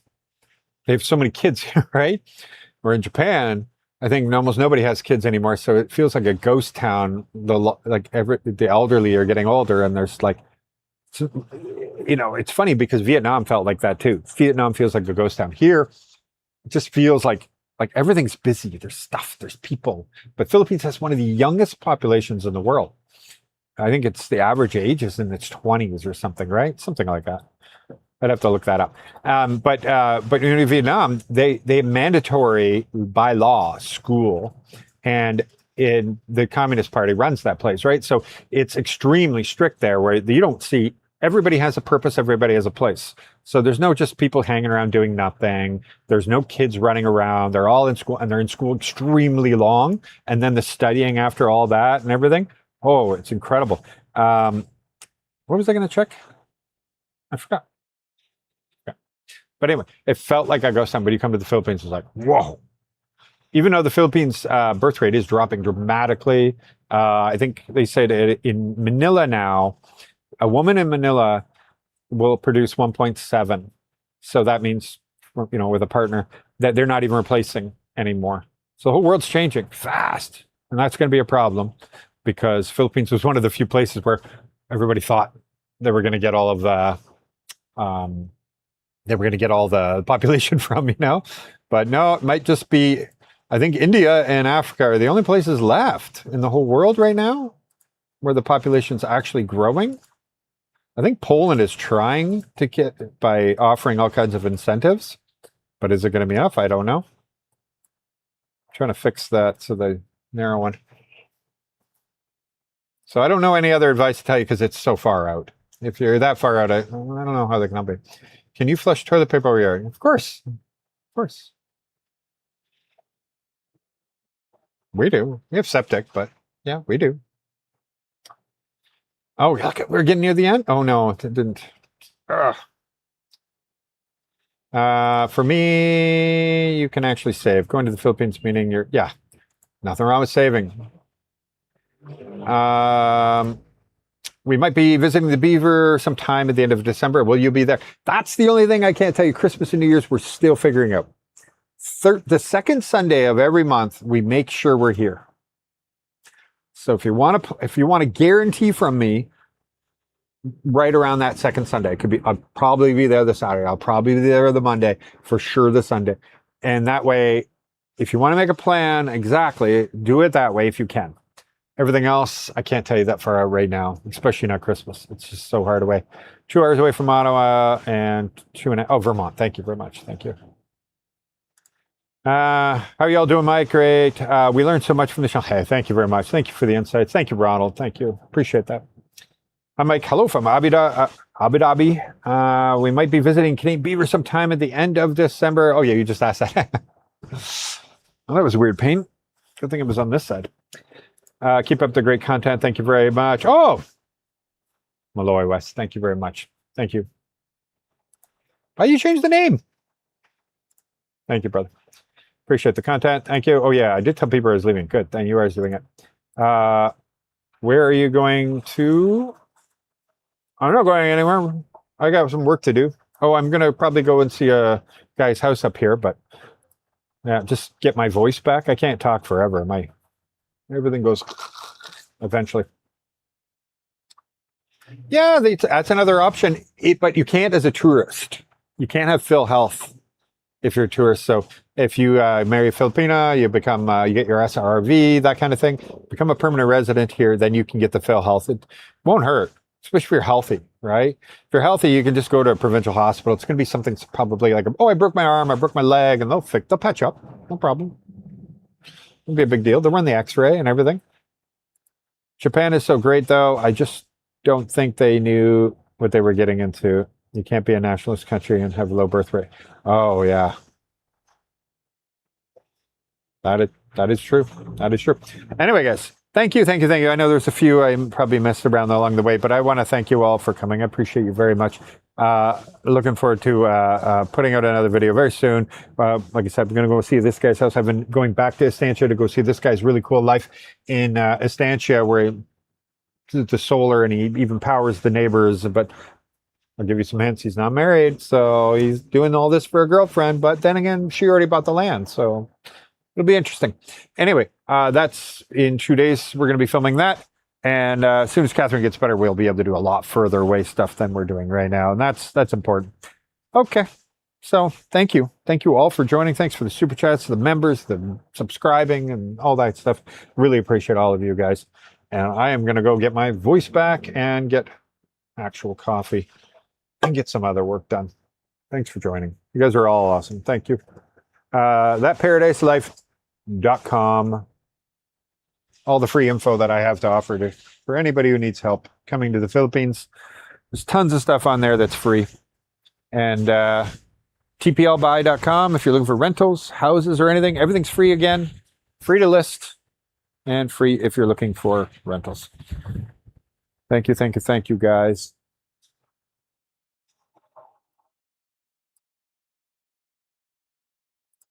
Yeah. Just like Hurley says, thumbs up, folks. Thumbs up. Costs nothing. It's free of charge.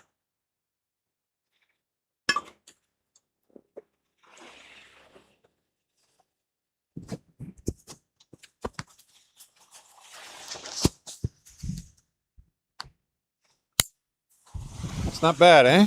Listen to the crashing waves.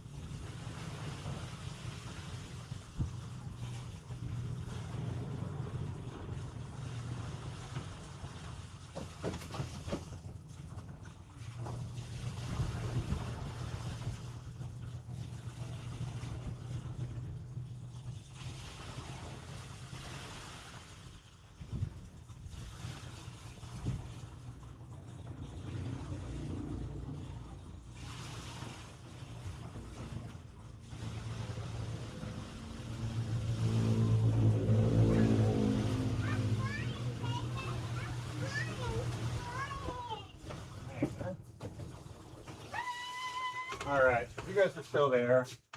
Uh-oh, microphone fell down there.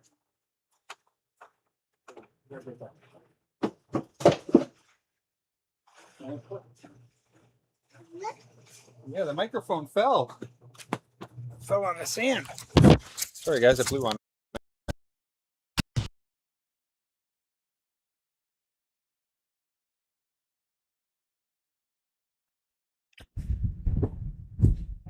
Lara wants to say hi. We're going to the camera. Ouch. Ouch. I'm trying to hold you in the mic. Look at this. Bye-bye, everybody. Bye-bye. Thank you for joining. Thank you for joining. See you later. See you later. Alligator. Yeah. Alligator. See you, Alligator. see you later, alligator. See you later, alligator. There you go. There you go. Anyway, guys. Oh, gotta turn it. Which way do I have to turn it to keep you in it? Hi, Daddy. There you go. Ooh, Woo. I can Mommy's see. starting to get better, right? Yes, yes, yes, yes, yes. Yep, mommy's starting to get better. Okay. Bye-bye, guys. Bye-bye. There we go. Gotta put you in there. See you later. See you later. Bye-bye. Ouch. Ouch. I don't have After a while, crocodile. Bye-bye.